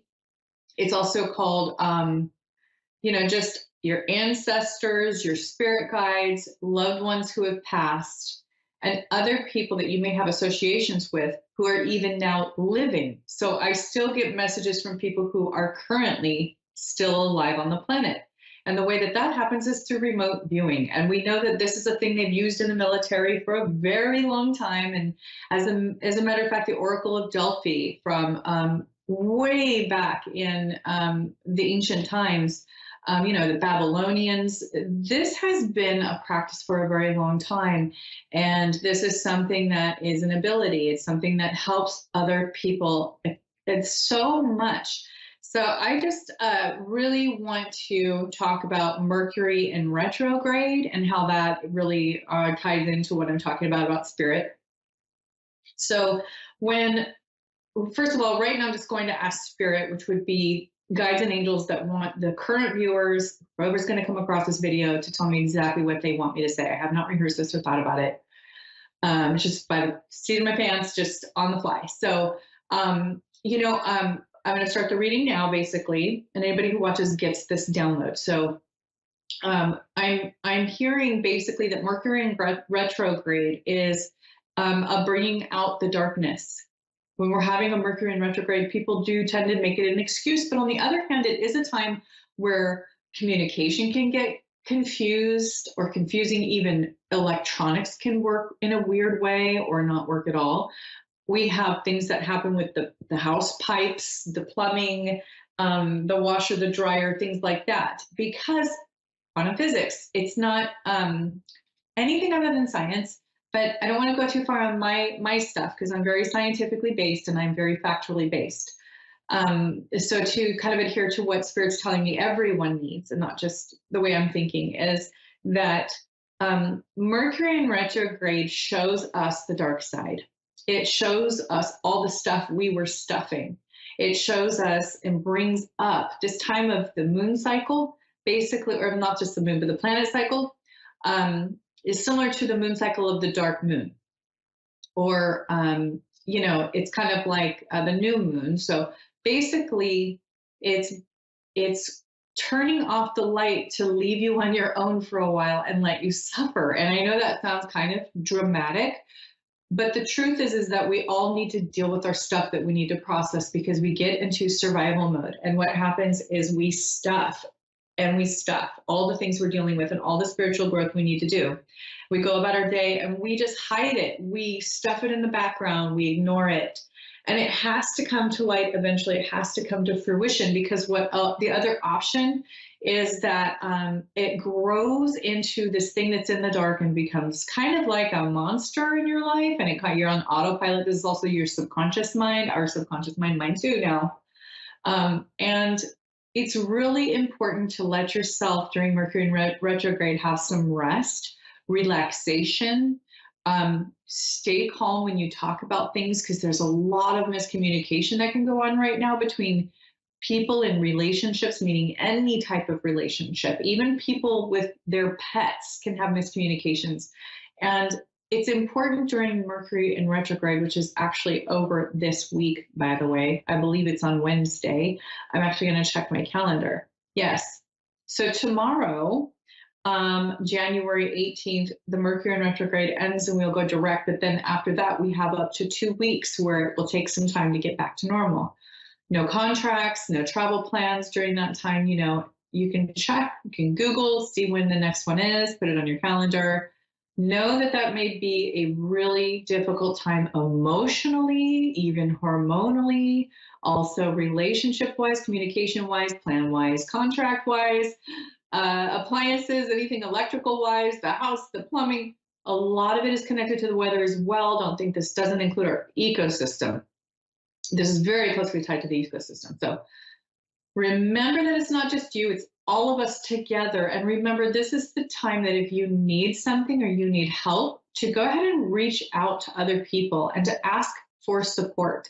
People who can lend you their support need to be helpful and useful during this time as well, because this is a great time for people to exercise how they can serve others with the suffering they've gone through and with their personal pain. So this is very, very important. I'm so excited to do my reading today. I can feel it's going to have a lot of positive energy already. So the other thing is that the veil is a little thinner during Mercury in retrograde, and I'm feeling that too. So it's a little bit of a thinner separation from your conscious mind and your subconscious mind, your higher self and your shadow self. Everybody has a higher self. Everybody has a shadow self.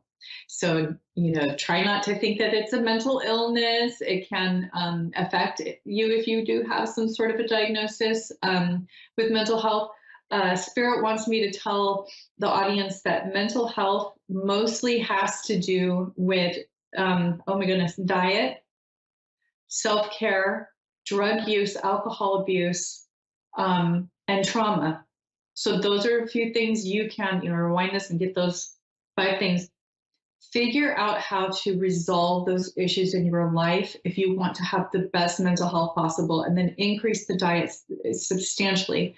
All the things, you can go to Dr. Amen's clinic online, Dr. Amen Clinics. He is the leading psychiatrist who does brain scans and knows all the dietary stuff for brain health. He even has supplements. I personally really like him. That would be my source. You can look up what he has and get it on Amazon too, if it's, you know, not what you want or it's too pricey, but his products tend to be really good. So I'm just throwing that out there. And if you sign up for Text, you get coupons. So that might help too. But as always, remember that you can contact me and get a reading from me. I'd love to do one for you. It's Anna Olson, intuitive.com. It's at the bottom of the screen. And I can also be reached at Anna Olson Intuitive on Facebook. That Facebook messaging system's a little weird. It can be very difficult to get to on the business pages. But if you really want to get a hold of me, you can reach me on Instagram at the @ and then it's Tiny Medium Queendom. So just Tiny Medium Queendom, and I'll pop up. You can message me there. And then also there's a link on my link tree from my Instagram page and my Facebook pages to TikTok, which is really like my main platform right now. It's the newest one.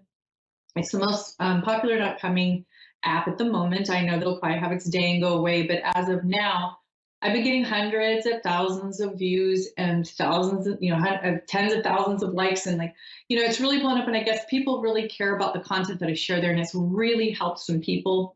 So you can also go there, find my link tree on there and contact me through there. And I just want you to know that you can get a lot of free content there too. And I keep posting. People just want more and more. So I'd really try to keep up with posting there. So contact me for a reading anytime. I can also do life coaching. I don't have to read you at all if you don't want me to. I can also offer my training in life coaching through an amazing program that I've gone through and graduated from. So there's that. And, I do have a lot of experience with people with special needs, and I also have a lot of experience with children, families. I've also staffed torch trainings in Los Angeles through a program to enable teens to do better in their lives. So I'm going to do a reading now. I have Diane from England on the line, and I'd like to switch over to her now. Diane, are you there? I am. How are you today? Not too bad.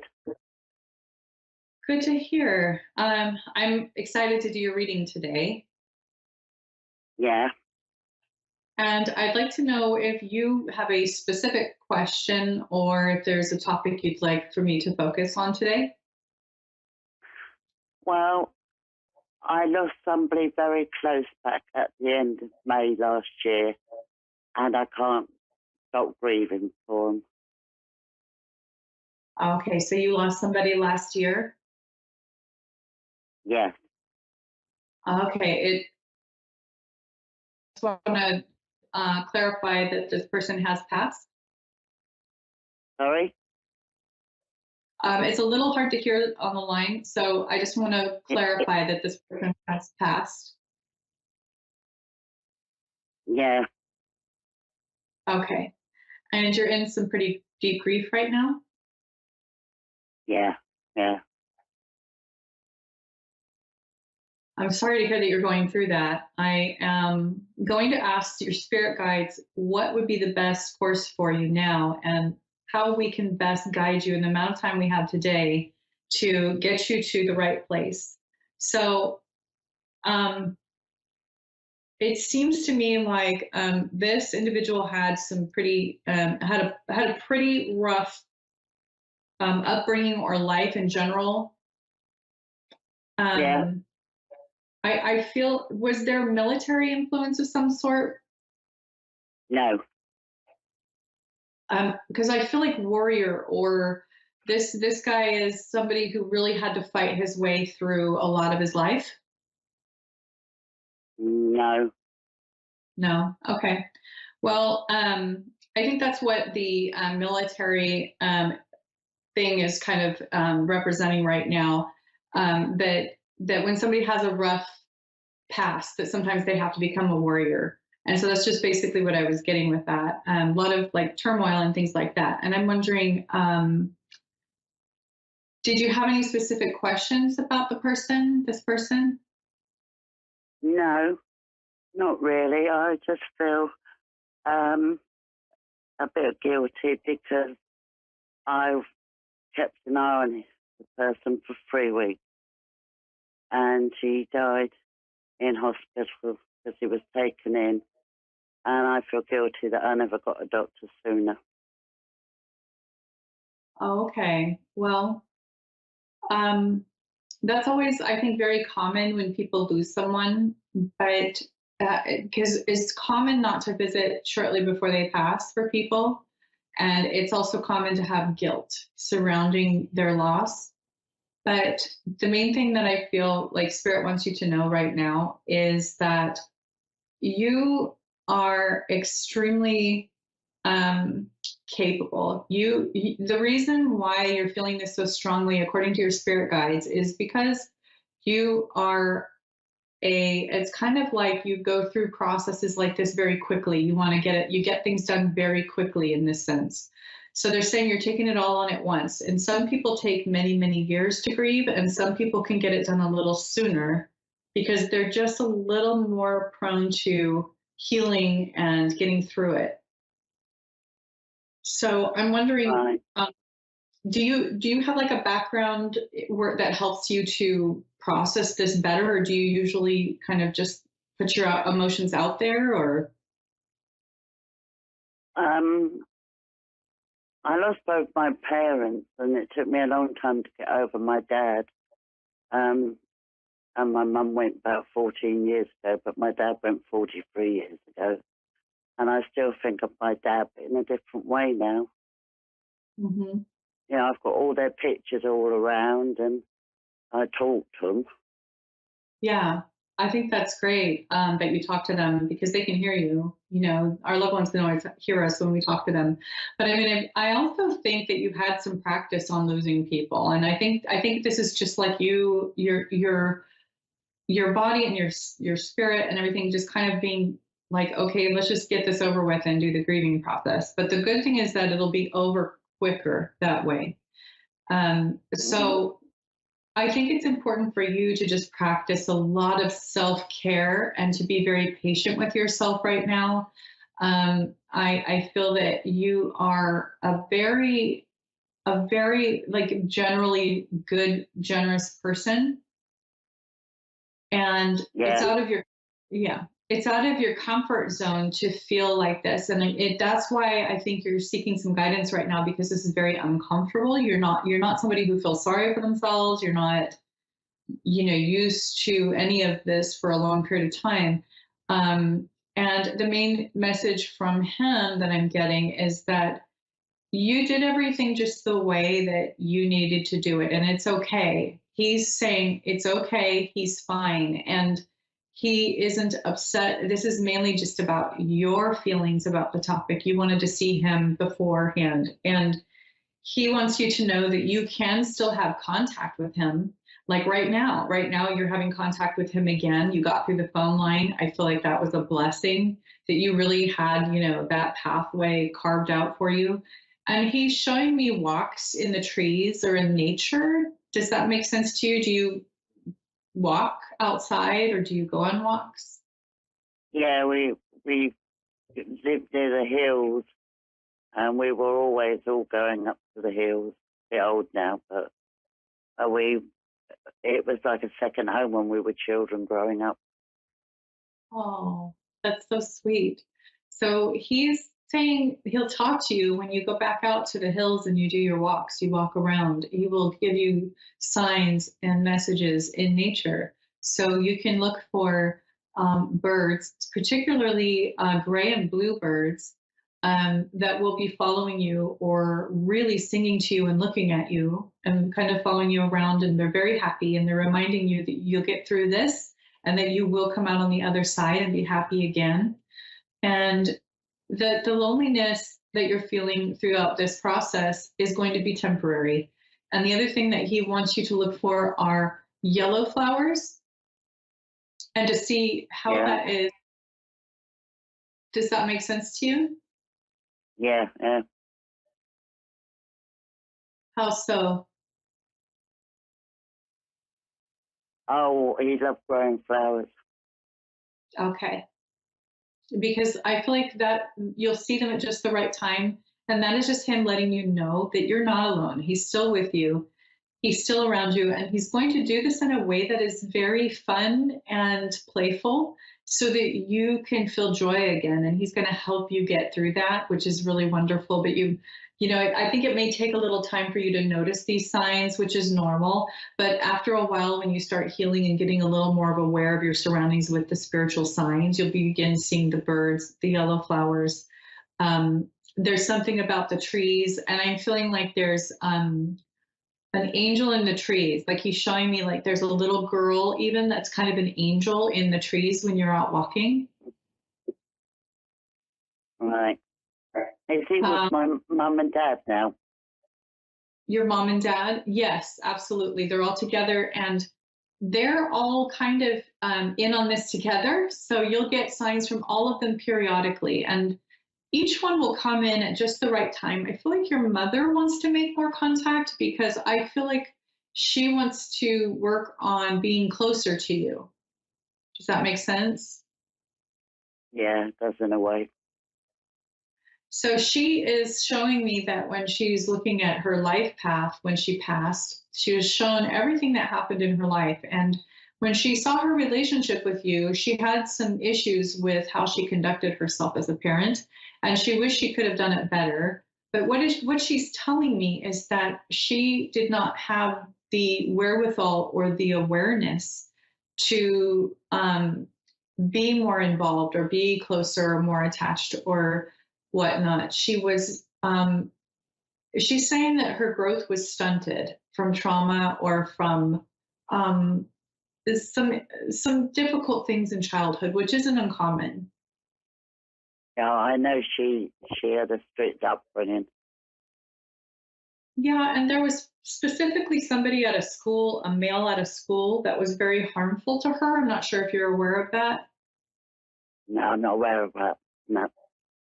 Did she go to a private school or be around maybe? No, she didn't go to a private school. No, we've been workers all our lives. Yeah, oh, that's okay. No, I'm trying to figure out who this man is that I'm seeing. It looks like a school environment or a church environment. Did she go to church?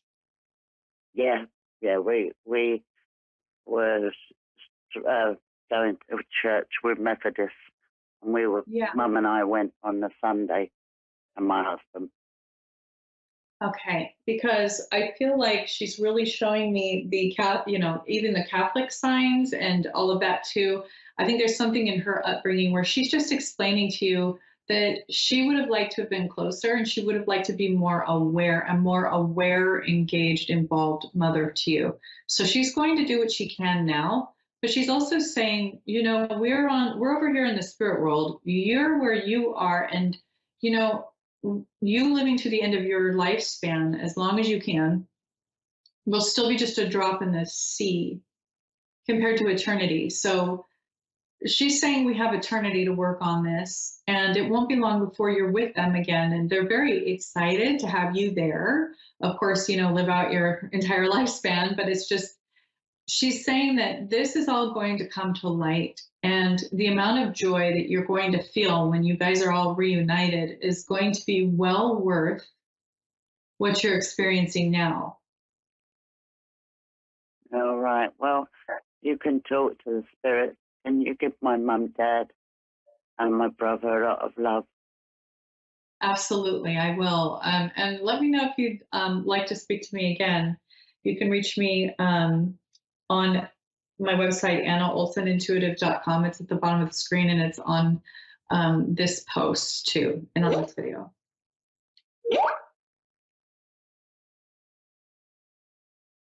Okay, so thank you so much for calling in, Diane. Thank you. Bye-bye. Bye-bye. So that was just like a quick example. I loved connecting with her family. And sometimes when we started reading, and we have a little bit of a communication barrier there, but I know that when I first started the reading, there was definitely the feeling of like somebody in the military. And then I see militant from experiences in life, difficult experiences. So sometimes spirit is just so symbolic. You'll see somebody in the military, and that doesn't actually mean they were in the army or something. That just means that they had to become a soldier of a war within their own battle. And that's very common with warrior spirits or with people who have had significant disadvantages or just struggles early on in life, especially. But a thing to remember is that our childhoods are sometimes hard because we need that training later in life. And there's no way we can do what we were contracted to do later in life without those issues or those things. Of course, we don't try to put our kids into the way of harm. That's not the point.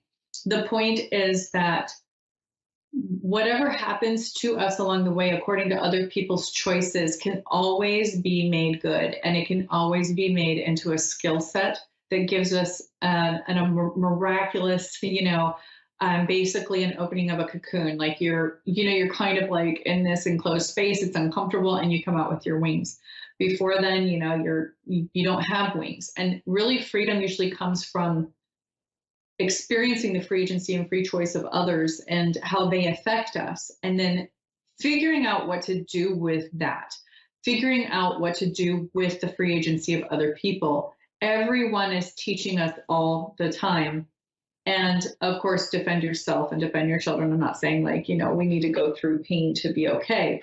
I'm saying that we need to come to a place of an intense amount of self-preservation and defense, and learning and growing through our experiences. No matter what someone else does, we are making the right decisions for ourselves and our families, regardless of what someone else does, with what we have what we know and where we are. And when Spirit shows me this beautiful family, and I really feel like she just had a great connection to these parents, and getting that little slice of heaven touching my heart, is amazing. I am always feeling so positive, no matter what.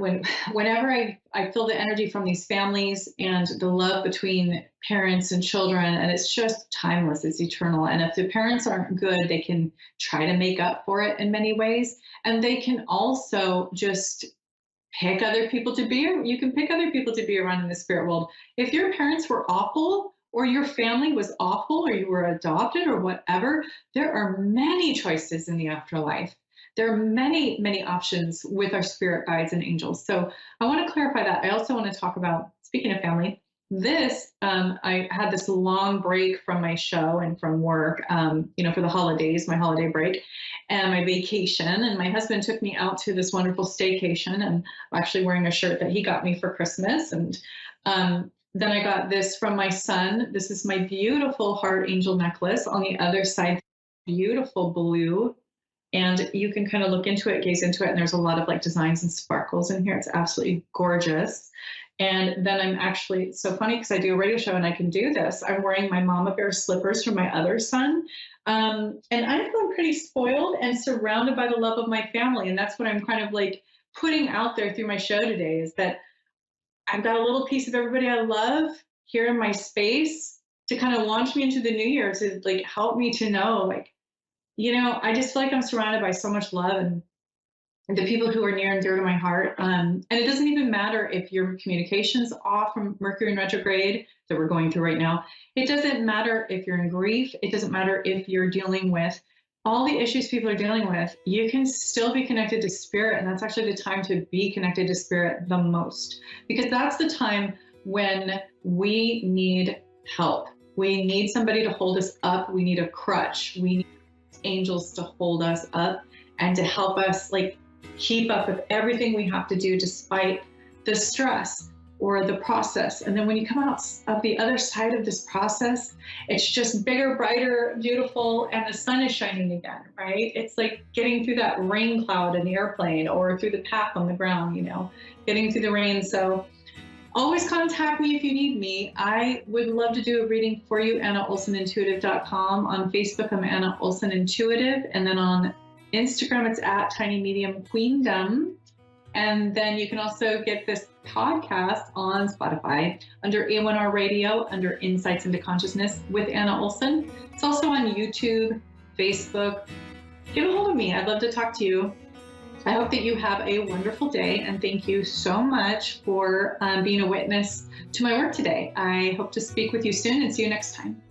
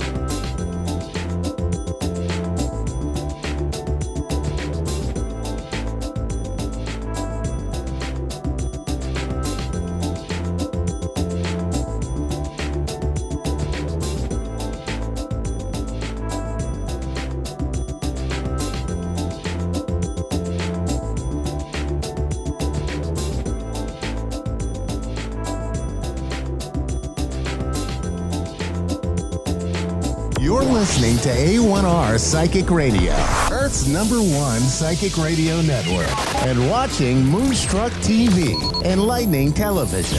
Welcome. Time for Your Time to Shine with Julie Yeager-Walker.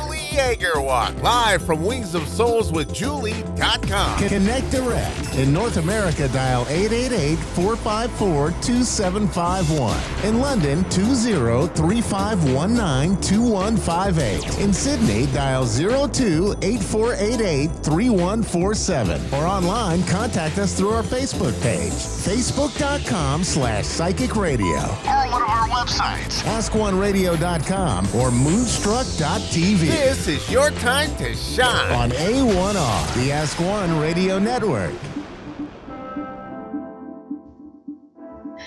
Good evening, everyone, and welcome to Your Time to Shine, a radio show designed to help you explore your own divine gifts.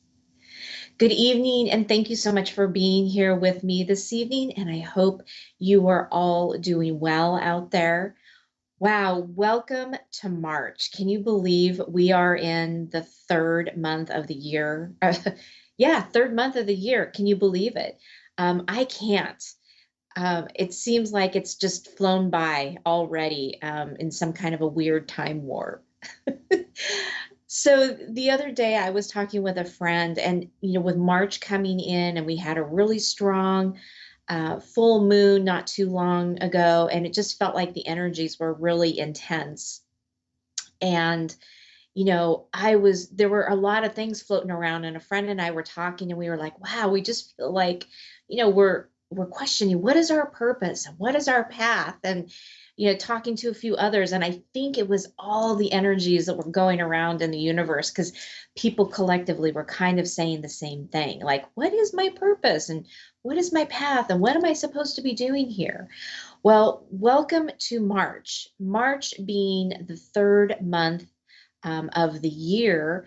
It's really about setting up our goals and setting up our path, and this is not the month, not the time to dilly-dally with all of those creative things that you've been planning to do, whether it be a new business, a new job, a new venture, adventure even, right?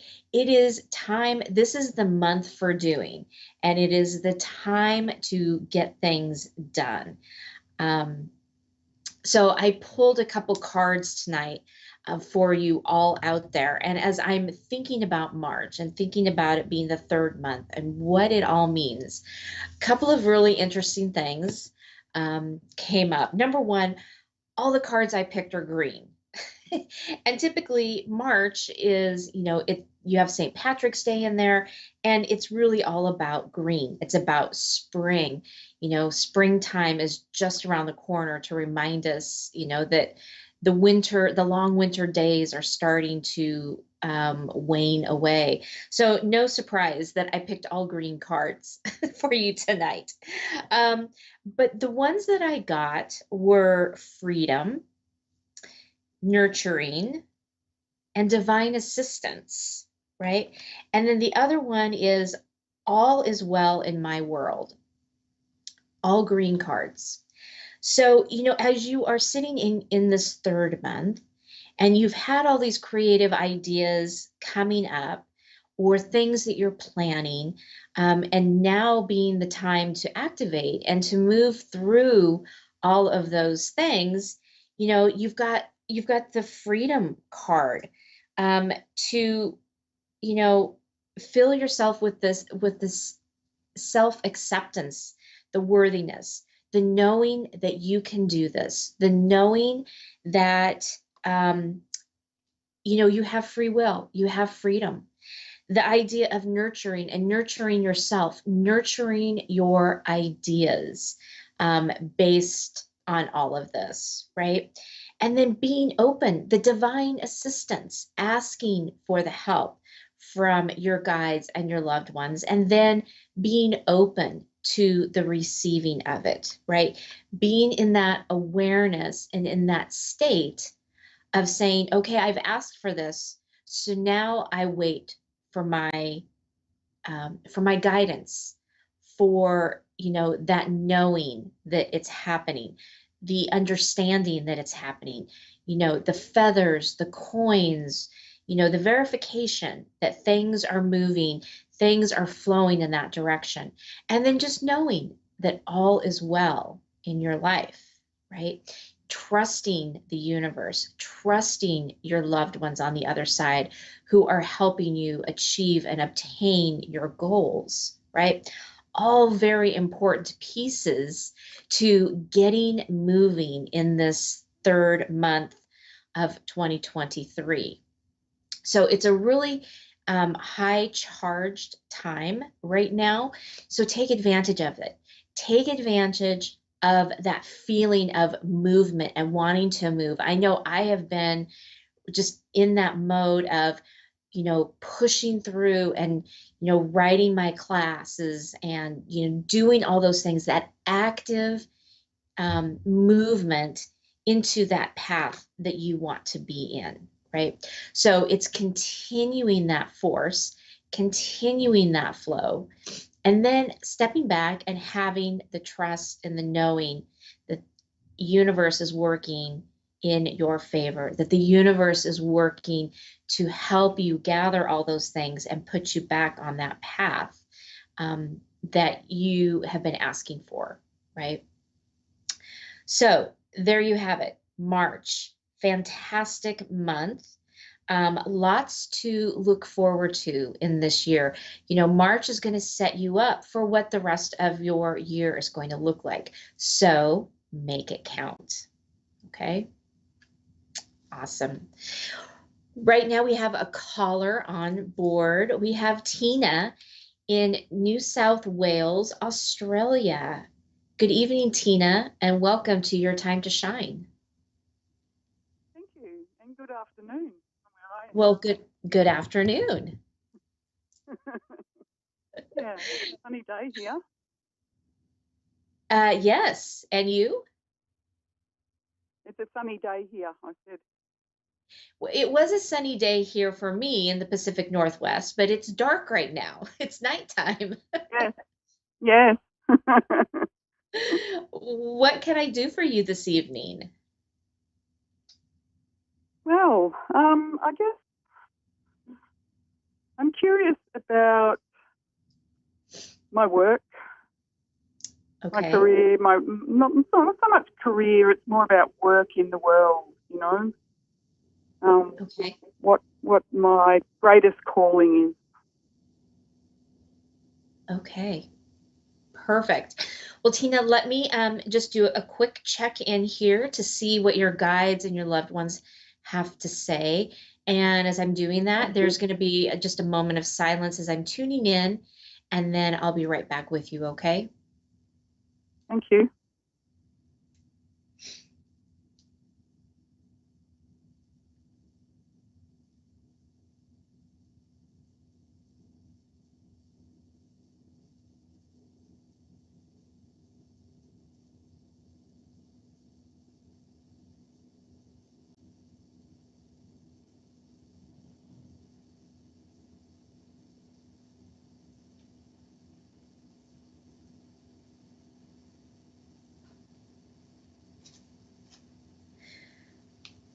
Okay, Tina. What I'm getting is that there is there's something within medical for you in the medical field. It's like I get this sense of helping hands and using your hands, being in that motion, being in that service of. And I feel like there's been some big shifts and changes for you. And they're coming as a little bit of a surprise, almost like you're not really sure what to do with them.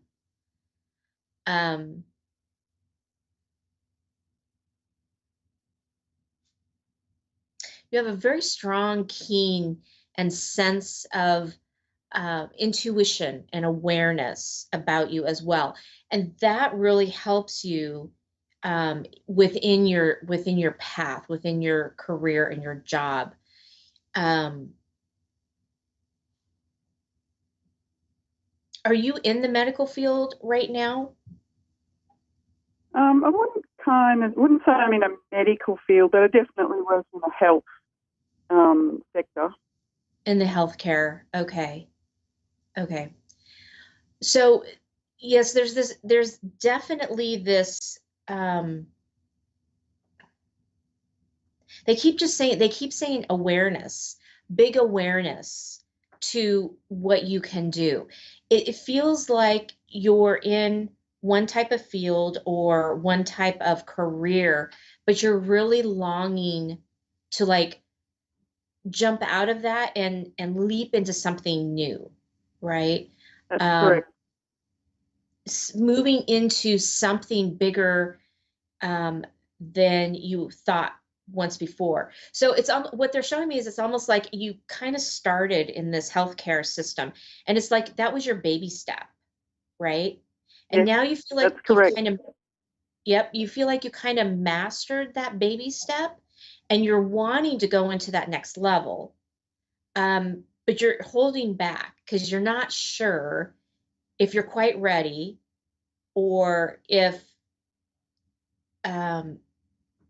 that's the right direction. And it is time. They're showing me it is time to take that next leap, to take that.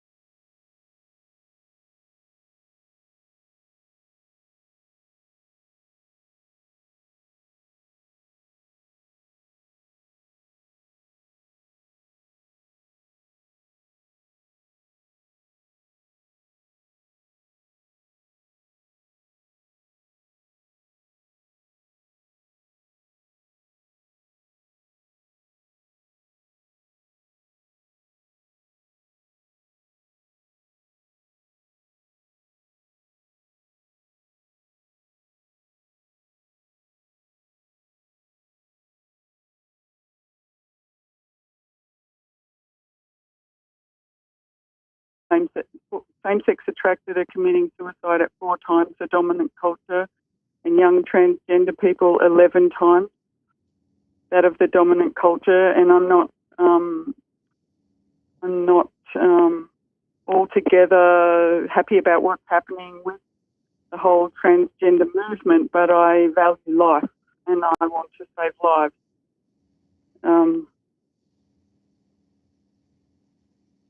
And it's really about waking people up to spirit and their spirituality, because really I see that as key. Yes. Key to everything. Yeah, so Tina, I'm getting like a huge, when you said that you wanted to be on stage and speaking, it was just like it was like lightning. It was like, yes, you must be on stage to share your knowledge and share what you are experiencing, right? With your clients, experiencing what you are talking to with your callers, right? Big issues that you are, going to be speaking about that can change people's lives. Um, I am being shown that you will draw a lot of people. You have a way about you. You have um, this, let me see, how they explain it to me. This big personality that is very gentle. It's very gentle. And you are able to bring the masses together with the work that you can do. And so you can reach out and touch a lot of people through your speaking. And so that is definitely Because something I also to explore. I also sing and I play guitar and I write songs and I see myself using all of my skills, like my singing ability, my speaking ability, and also using a bit of costumery as well, because I have done theatre.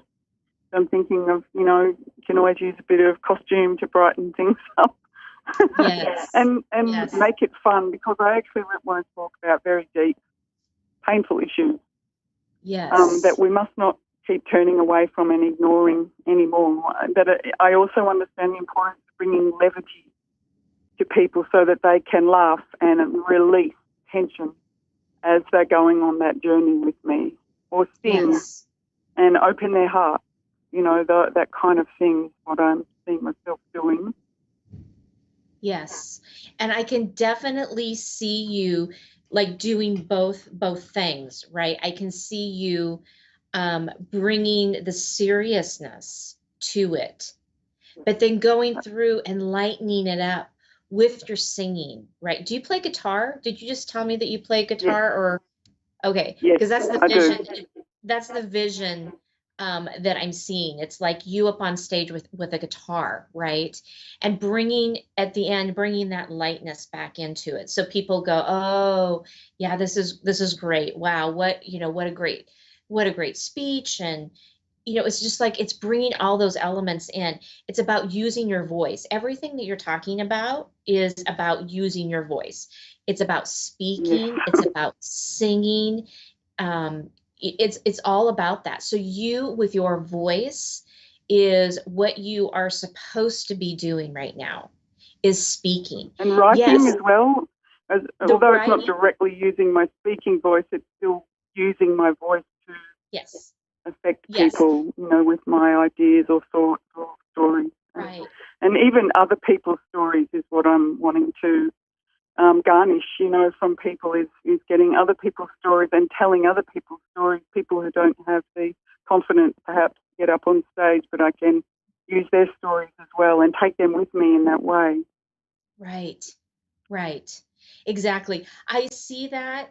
I do see that, but it's almost like they're showing me like a tier down. So like it's a secondary, but it's a way for you to express. You are absolutely right. It's still a way for you to voice your thoughts and your messages. And that is going to be a very big piece that you do. But it's almost like they're saying, start with that speaking piece. Use your writing to create the speeches, to create your outlines, right? And then go from there, because there are so many different facets. And what about the children's books? Is that a plausible idea of writing children's stories? Because I have this ability to write things that are very lyrical, so rhyming kind of stuff. And I've just sort of been looking at a program for writing and self-publishing children's books, and I just see that as a way of affecting, the younger generation, like the really little kids, but also the parents, Right. I'm And I'm curious getting, about the children's book.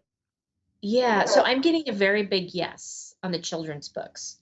But again, it's almost like it's almost like it's down a level they're showing me, right? It's like they're really wanting you to focus on your speaking, on your speaking abilities, right? It's almost like they're saying don't get, don't start too many things at once, right? Yes. You can do all those things. You've got so many creative things running through your head. And they're fantastic ideas. They really are, right? So, write them down. Say, okay, I'm going to write a children's book and it's going to be based on this. And I'm going to speak and I'm going to talk about this, right? So like write all your ideas down, but then go back to them and let the ones that just really hit you rise to the top and do those first. But keep this list handy, right? So when you start going into one level, like into your speaking and being on stage and whatever that looks like for you, right? And when you've got like a sense of it's not accomplishment because this is going to be something that's going to be morphing into bigger things for you. But once you feel like you've kind of gotten your feet in the water, so to speak, then you can go to the next one on your list. Okay, which is the next one that's rising to the top, right? So it's like you're taking them still like in little baby steps, little chunks, as to not just do all of them at the same time. Because what they're showing me is you're going to get so many ideas and you're going to get so many things started, and then you're going to get overwhelmed because none of them are really, they're still in their infancy and their beginning stages. So you need to get one of them up and off the ground before you can start looking at the next one. Does that make sense? And this, yes, it does. And this stage that you're saying, is this a physical stage or is this like a key platform? I actually see you on stage in front of a crowd or a group of people. That's an actual speaking engagement. Yeah. Yeah. Okay. But they're saying you can also you can also be in that virtual piece, right? I don't know, maybe you start a YouTube channel, or just to get out there and get a feel for that. But I do see that this is really more about being on a physical stage in front of people, engaging in their energies and them engaging in your energy. That's the big piece. Okay. Yeah. Okay. Yeah. Thank you. You're very welcome. I've got another question. Okay. It's a different topic. Are you open to that? Sure. I'm curious about an unrequited love. Okay.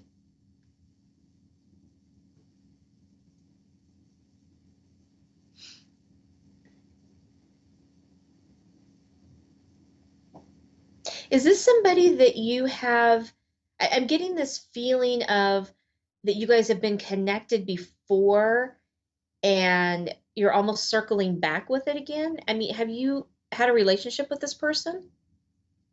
No, I met this person a long time ago, though, 30 odd years ago. Okay, so there was a prior connection. They left, and then they've come back into my sphere again, and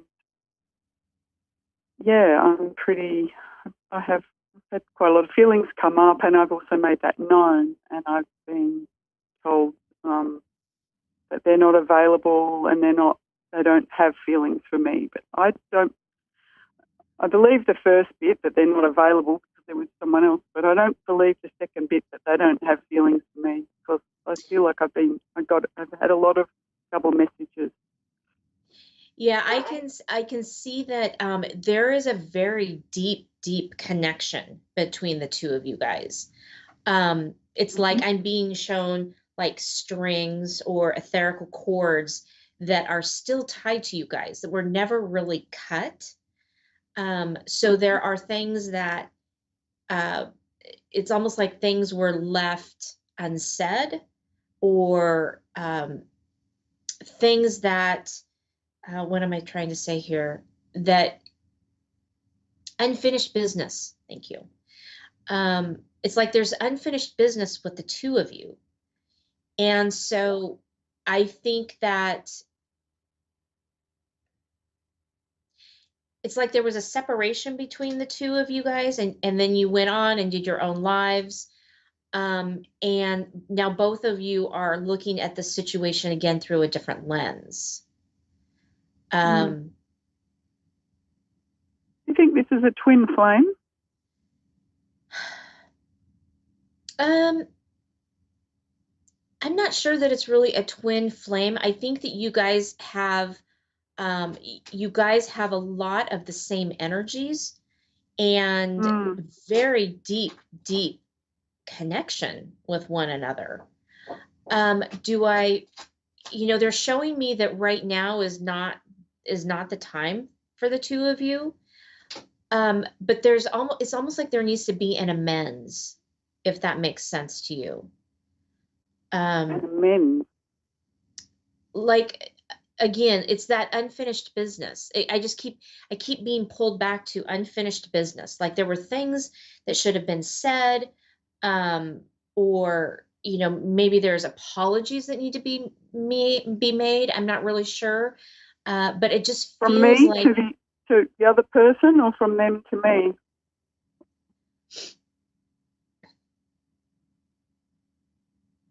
Yeah, they're showing me there's a little bit of both, right? There's a little bit of both of you coming together to say, it's almost like you don't know what happened, right? With the relationship, or what went awry, right? And it's taken this time to go through that period to understand, oh, I think that's what happened, right? It's almost like closing this chapter of this book, right? And if you guys can do that, then there's going to be a lot of energy. I mean, this energy is really ecstatic, like it's very electric, but it's also very heavy. So by talking this through, maybe it's a cup of coffee, maybe it's a phone conversation, right? But there needs to be some things said between the two of you before these cords can be cut, before you can feel this lightness around it all. I'm not really getting that you guys are supposed to be together right now. Will that change down the road? Kind of hard to say right now. They're not really giving me a very good answer to that question. It's just that there's some things that need to be said, is what it comes down to. And I think that's why I don't know what else. I don't know what else I could say. I've pretty much said everything I feel like I could say. Okay. I feel like I'm better off backing right off and creating some space for. It could be that there is something that he needs to tell you, right? So again, in order for those cords to be cut, there needs to be some work through this. Okay.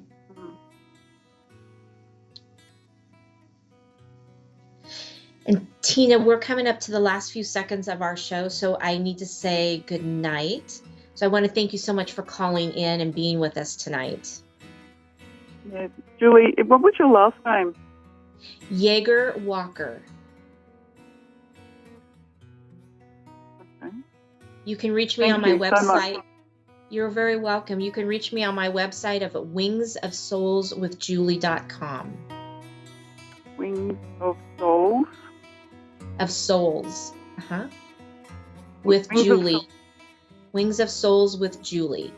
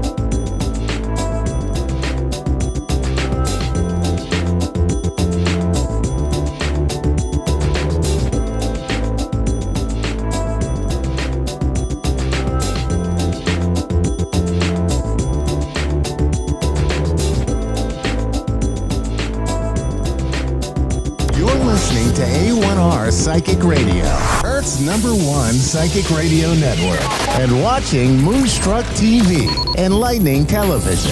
Welcome. Time for astrology and psychic readings with Lady D. Lady D. Live from LadyDSPsychicParties.com. Connect direct. In North America, dial 888-454-2751. In London, 20-3519-2158. In Sydney, dial 02-8488-3147. Or online, contact us through our Facebook page, facebook.com/psychic radio. Or one of our websites, askoneradio.com or moonstruck.tv. This is astrology and psychic reading on A1R, the Ask One Radio Network. Hi everybody, welcome to Astrology and Psychic Readings with Lady D. I'm your host this week, Lady D. So, hope you've all had a very fantastic week. It is going to be a rather interesting week ahead. We have so many energies coming up this week with the planets. We do have a full moon that is happening on the 7th of March at 11:40 p.m. in Virgo. So that's in my time here in Sydney. So if you're on the other side of the world, it's probably more going to be the 6th for you.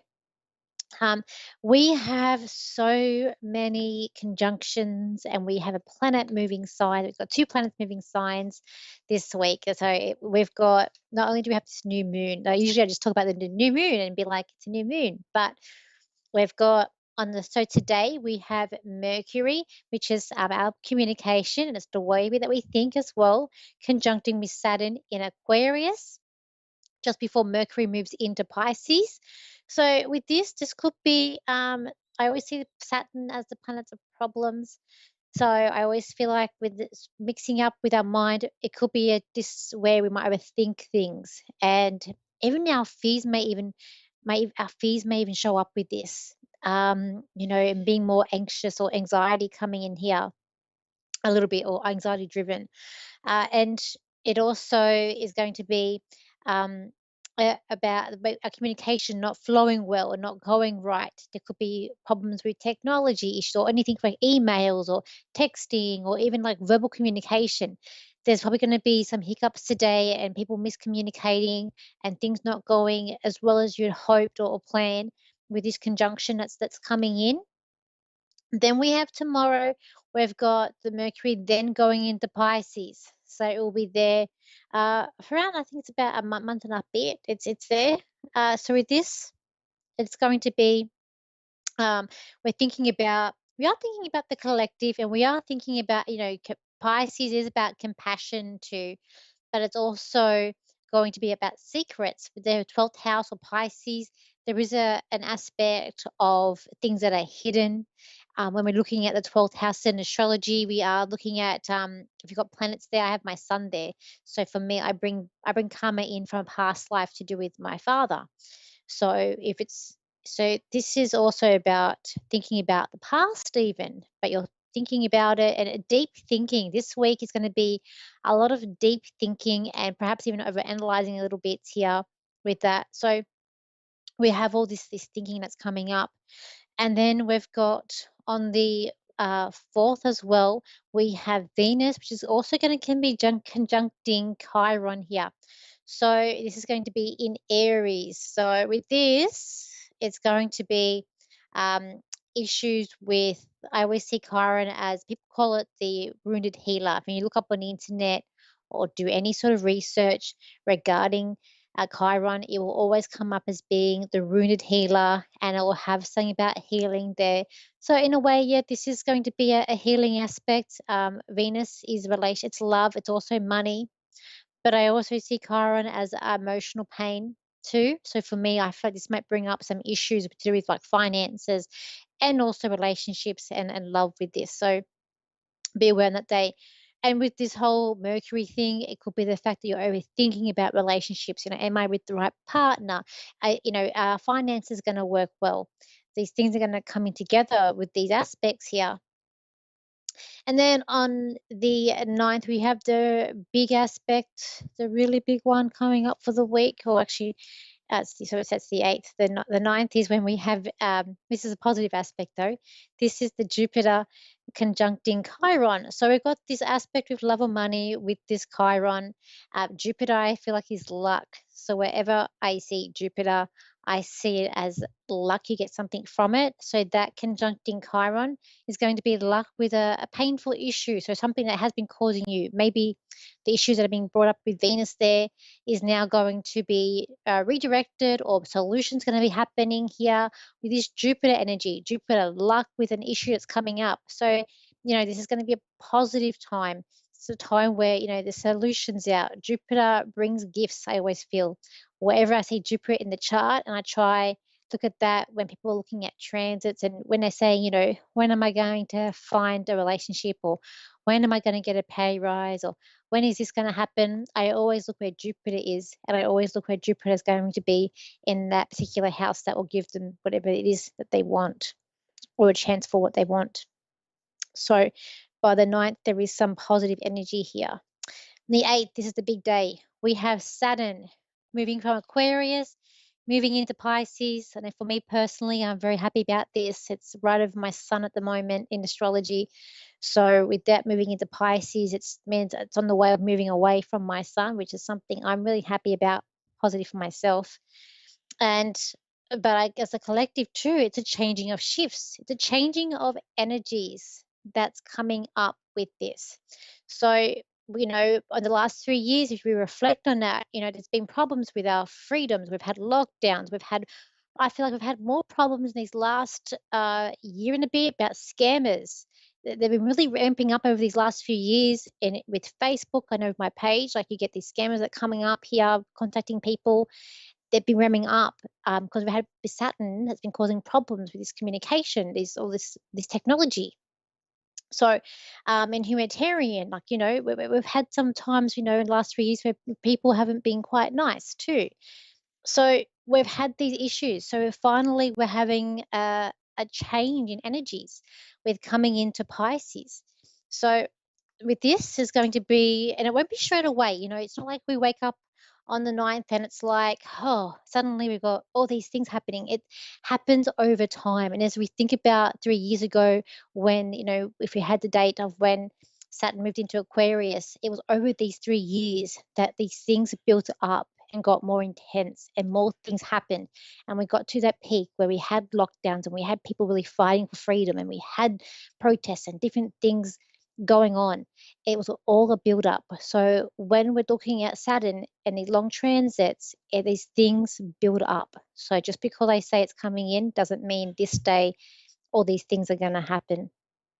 So this is going to be problems, and it is religious thing. So Pisces do rule, it is religious. So it is going to be over these next 3 years, we're going to find problems. Maybe people turning away from certain religions having to change and bend, and maybe not so strict on people.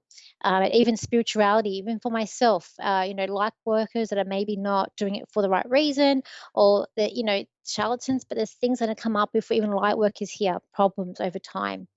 We're looking at mental health. We're looking at drugs. We're looking at alcohol. Even the media is going to have problems over these next 3 years. So maybe media miscommunicating or putting out disinformed information. This is going to come up to the surface. I'm really excited, because like change of energy for me. When Saturn gets to the end of these houses or end of these signs, I want it to just move on, because I've kind of had enough of what it's been doing, and I kind of need something else to come in. That's me. When we're looking at 12th house, because Pisces does rule the 12th house, it's about karma. It's about things coming back, return. It's got family secrets, hidden enemies, reconnection. It's also a sacrifice, about sacrificing, surrender, institutions, the collective unconsciousness. So institutions, so things are like even like sort of like army and things, that sort of like government institutions, you're going to find there's going to be problems with that as well. Just dropped a book. And then what else quickly coming up for this week before I get to the callers? So, with this full moon, I've got here, see the beauty in things. Emotionally, while this full moon's going on, you might feel emotionally stable. We've also got here, and we also find, I feel like, don't restrict yourself, because the energy with Saturn and Mercury mate, you might feel a bit restricted. So it is about not restricting yourself. We've got here wanting things to be peaceful, needing security, and having a plan B with this full moon as well. This whole week ahead can bring about some nervous energy that's coming in. We've got here, you might be forgetting things, and memory might be tested, and you might be a bit forgetful. I've got here, testing your patience. Your patience will be tested. Being less tolerant could come up here. Wanting it calm and things to be really stable. You're having this little bit of stable energy with this full moon, and then these other energies coming up can be a bit unstable. And it could be about thinking deeper as well. There could be a sort of healing by the end of the week with anything painful issues, and it could be about even yourself, because we are dealing with Aries. Overthinkings, even being paranoid, or things looking back could come in. Negative thoughts may come into you. We've got here I've got feeling alone, or looking at your life purpose, maybe coming into your thoughts as well. And I feel like there's one thing that I've got here, to open your heart to something new to coming in this week as well, that you should really look at coming in. So we do have a lot going on this week. Let's look at the callers and see. We've got here Becky, who's in West, is it Covina, California? Covina. So Covina. Covina, Hi Becky, how are California. you? I'm fine. How are you? Yeah. I'm good. How can I help you today? I'd like a little insight on what's going on with my health, and if I'm going to start to feel better soon. Okay, what's going on with your house? Okay, what's going on with your house? Let's have a look here. Okay, I feel like I do have your grandmother here. Your grandmother's passed over, because I feel like I've got a little lady here, and she's telling me that she's your grandmother, and I feel like she's in your home, and I feel like she's trying to make you happy. She's telling me this lady she just sounds sweet. Her voice to me sounds very sweet, and she's saying to me that she just wants you to be happy. And have you noticed things are moving around a bit in your house, or little things moving, or angles? Yes. Because I feel like And it's her, because she's showing. Yeah. Sometimes when I look real quick, I feel like somebody's standing over my hospital bed looking at me. Oh, okay. She's telling me it's her. She's like, it's me. She's like, she's trying to reassure you, that that she's there and she's around you, and she does want you to be really, really happy. And she wants to she wants to look after you, too. I feel like she's tiny. I feel she's tiny. And would she be? She's very She's tiny. pulling out, because it's like I'm seeing her pulling out this roast dinner, or this roast. I feel like it's like a roast chicken, but the pan is bigger. Like, it looks like it's bigger than her. Like, she's pulling this out. So I don't know if she was a good cook, or. Oh, okay, good cook. Definitely. Okay, all right. And she's telling me that you need money. She's telling me that there's trouble with finances, that you need money. She's saying she needs money. She needs money. It's what she keeps on telling me to. Okay, I'm going to do some cards for you and just see what's going on. She's telling me, like, don't worry, the money's going to come. This is a down point for you. And she's like, is there medication that you're on as well that maybe also making you feeling a bit down too? Yes. Is there anything that you're taking? Yes, I have a pain medication. Okay, because she's telling me that it's making you feel a bit down. She's asked the doctor for like if he can like readjust the medication, or there's something that can be changed. She is saying that if you just to ask and see, because she's sort of saying, and I feel that there is something that they might be able to do for that, to just to make you feel a bit better. Look, I'm feeling that by June. I'm going to say June, and I'm going June 24. I know it's like over a year away, but I feel by June 2024, you are happier. You're saying goodbye, and I feel like this could be a time of movement for you, where you might be moving house, because I do feel like there's new furniture your furniture in, so there is a bit of goodbye, a sad goodbye, but this is a good thing. I feel like it's a good change, or it's a good thing that's coming in here. And you're going to somewhere that it's the sun's shining brightly. So I'm not sure where you are. You're in California. The sun is shining brightly, so I do feel like it's warm. I kind of feel like I can go to are you near the beach? Because I feel like I know California's I think it's a beach near No, the beach, no, but I'm not in it. oh, you're not near the beach. I feel like where you're going, Yeah. that you could go to the beach is what I feel like, because I feel like there's water near you where you're going. But keep your head up high. In the meantime, there's something about September, and I feel like with this, it's like moving forward. There is a step forward. I do feel like that maybe even your health has improvements here with health. I know I'm not a doctor, but I feel like there could be some more slight improvements that with your leg, and I feel like your mobility, you're trying to get more mobile. At the moment, are you not as mobile with this leg, the issue that you have? Are you not as able to walk around that much? Well, in September of last year, I had my leg amputated. So I'm trying to learn how to walk again and stuff like that. And it's very difficult. Oh, okay. So that was September last year.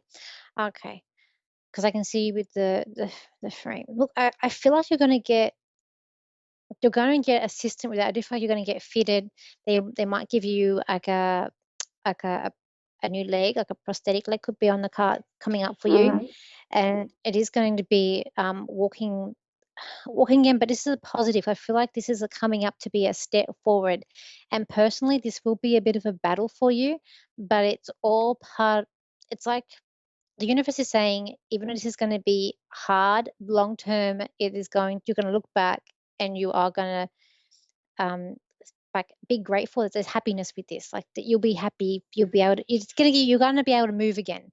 So you are going to be able to do things that maybe you couldn't do before. I also see family will be more around you as well. I do see like it's a thing of holding hands or comforting. So I do feel like family are going to be around you. June, I feel like I feel September this year. So it may take, this might be coming to a full circle where from September last year, September this year. And in May, I feel like where you might even get the new leg in May, because I feel like I am trying to learn to walk again, like with assistance. I also feel like you need like a helper dog. I don't know if you have them over there. We have them here for people, not only blind people, but people that need as assistance. You can get like a dog that helps you. It's usually like a Labrador as well. So I do see a dog with you, but to me, it's like like a helper dog. Whether it be, I do see it like a blind dog, but I feel like it could be like a dog that assists you or helps you. And that's going to bring some happiness and some joy. We did have a Labrador. Not again last year. It was sometime last year. We had her for almost 17 years, and she passed away. And she would always know when I was sick. She sat right by my side. She wouldn't leave. So I would see that. Look, there may be another one. There may be another one that comes in. Because as I was talking, Mike, there may be another one that does come in and is able to help you. They're very smart dogs. I do like Labradors myself. But it's going to be over these next few months. It is going to be hard, but this card to me always symbolizes working towards goals and wishes, and it's about maintaining them and keep on working at it. And I do feel like that you are going to be happy again, especially next year in June.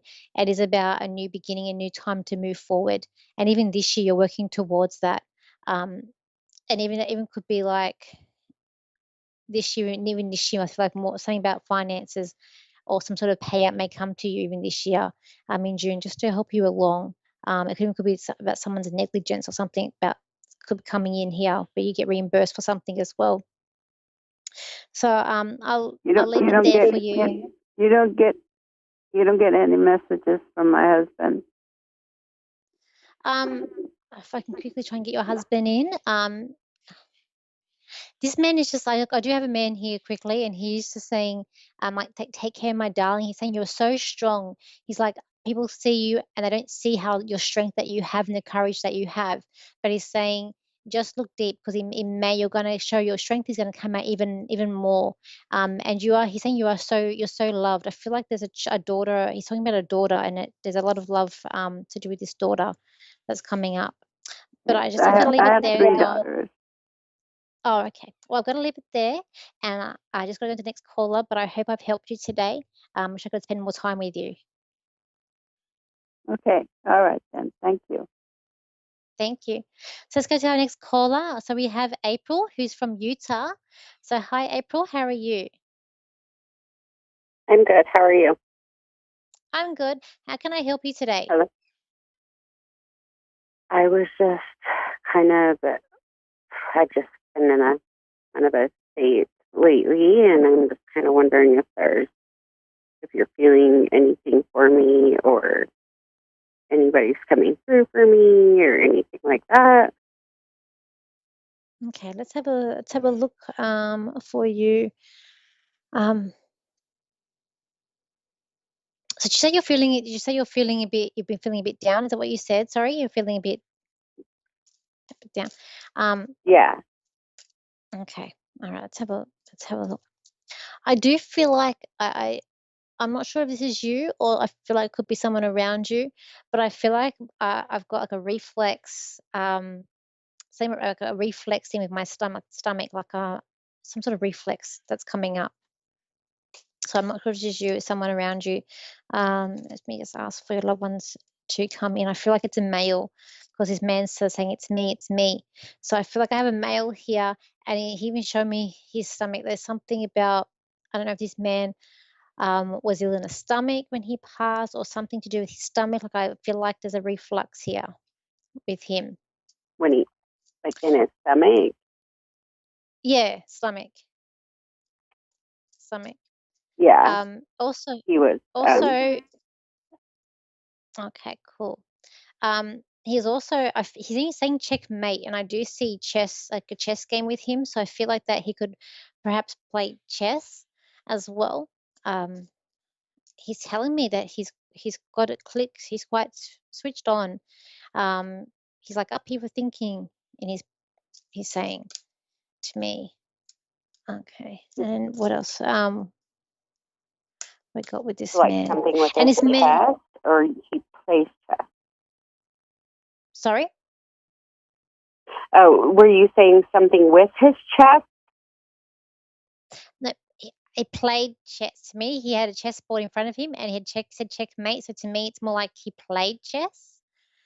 Because I can see the chest, the chess board in front, and he's sitting.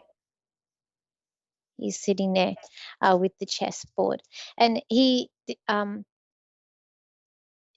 man sends a lot of love to you. He's also very humble as well. I do feel like he spent time in care or in hospital, because I do see there's a hospital gown with him too.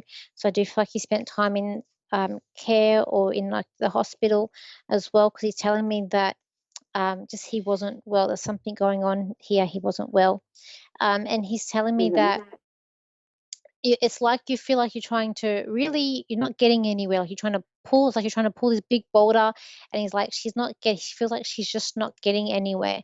But we're saying by April though, the boulder moves, so there is movement. And it's like things are gonna feel a little bit more happier for you. He's also saying that you're maybe overthinking things, or even like dwelling on things, and he's saying you need to do let go, some sort of like release to the universe. As well, because you are healing. He's telling me that there's a healing taking place with you, and you are healing. But he is saying that you just got to get through these next few months, and then things are going to start looking a bit better for you. There are happier times coming in, and he is saying that there is a celebration coming up around you as well. And I do feel like that could be in May. So he's saying there is celebration, and there is some things that are going to make you happy, and things to look forward to as well, because this man saying he just left, and when he left, I feel like I just feel down. It's kind of like when he's gone, that your happiness is kind of gone. But he's saying don't worry, because time heals all wounds, and he's like, this man is still with you, and he's giving you, like, he's beside you, he's got his arm around you, he's giving you a big hug, he's giving you a rose. I see one rose he's giving with you as well, and he just sends his love to you. And even he's saying it's a miracle that you're here, it's a miracle that you've called up, he's saying it's a miracle that you've called up and you got through, and I'm able to talk to you. I feel a bit emotional when I'm giving you this message.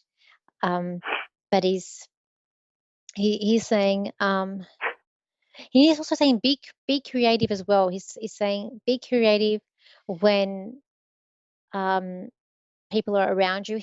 He's saying just be creative, because sometimes miscommunication things happen.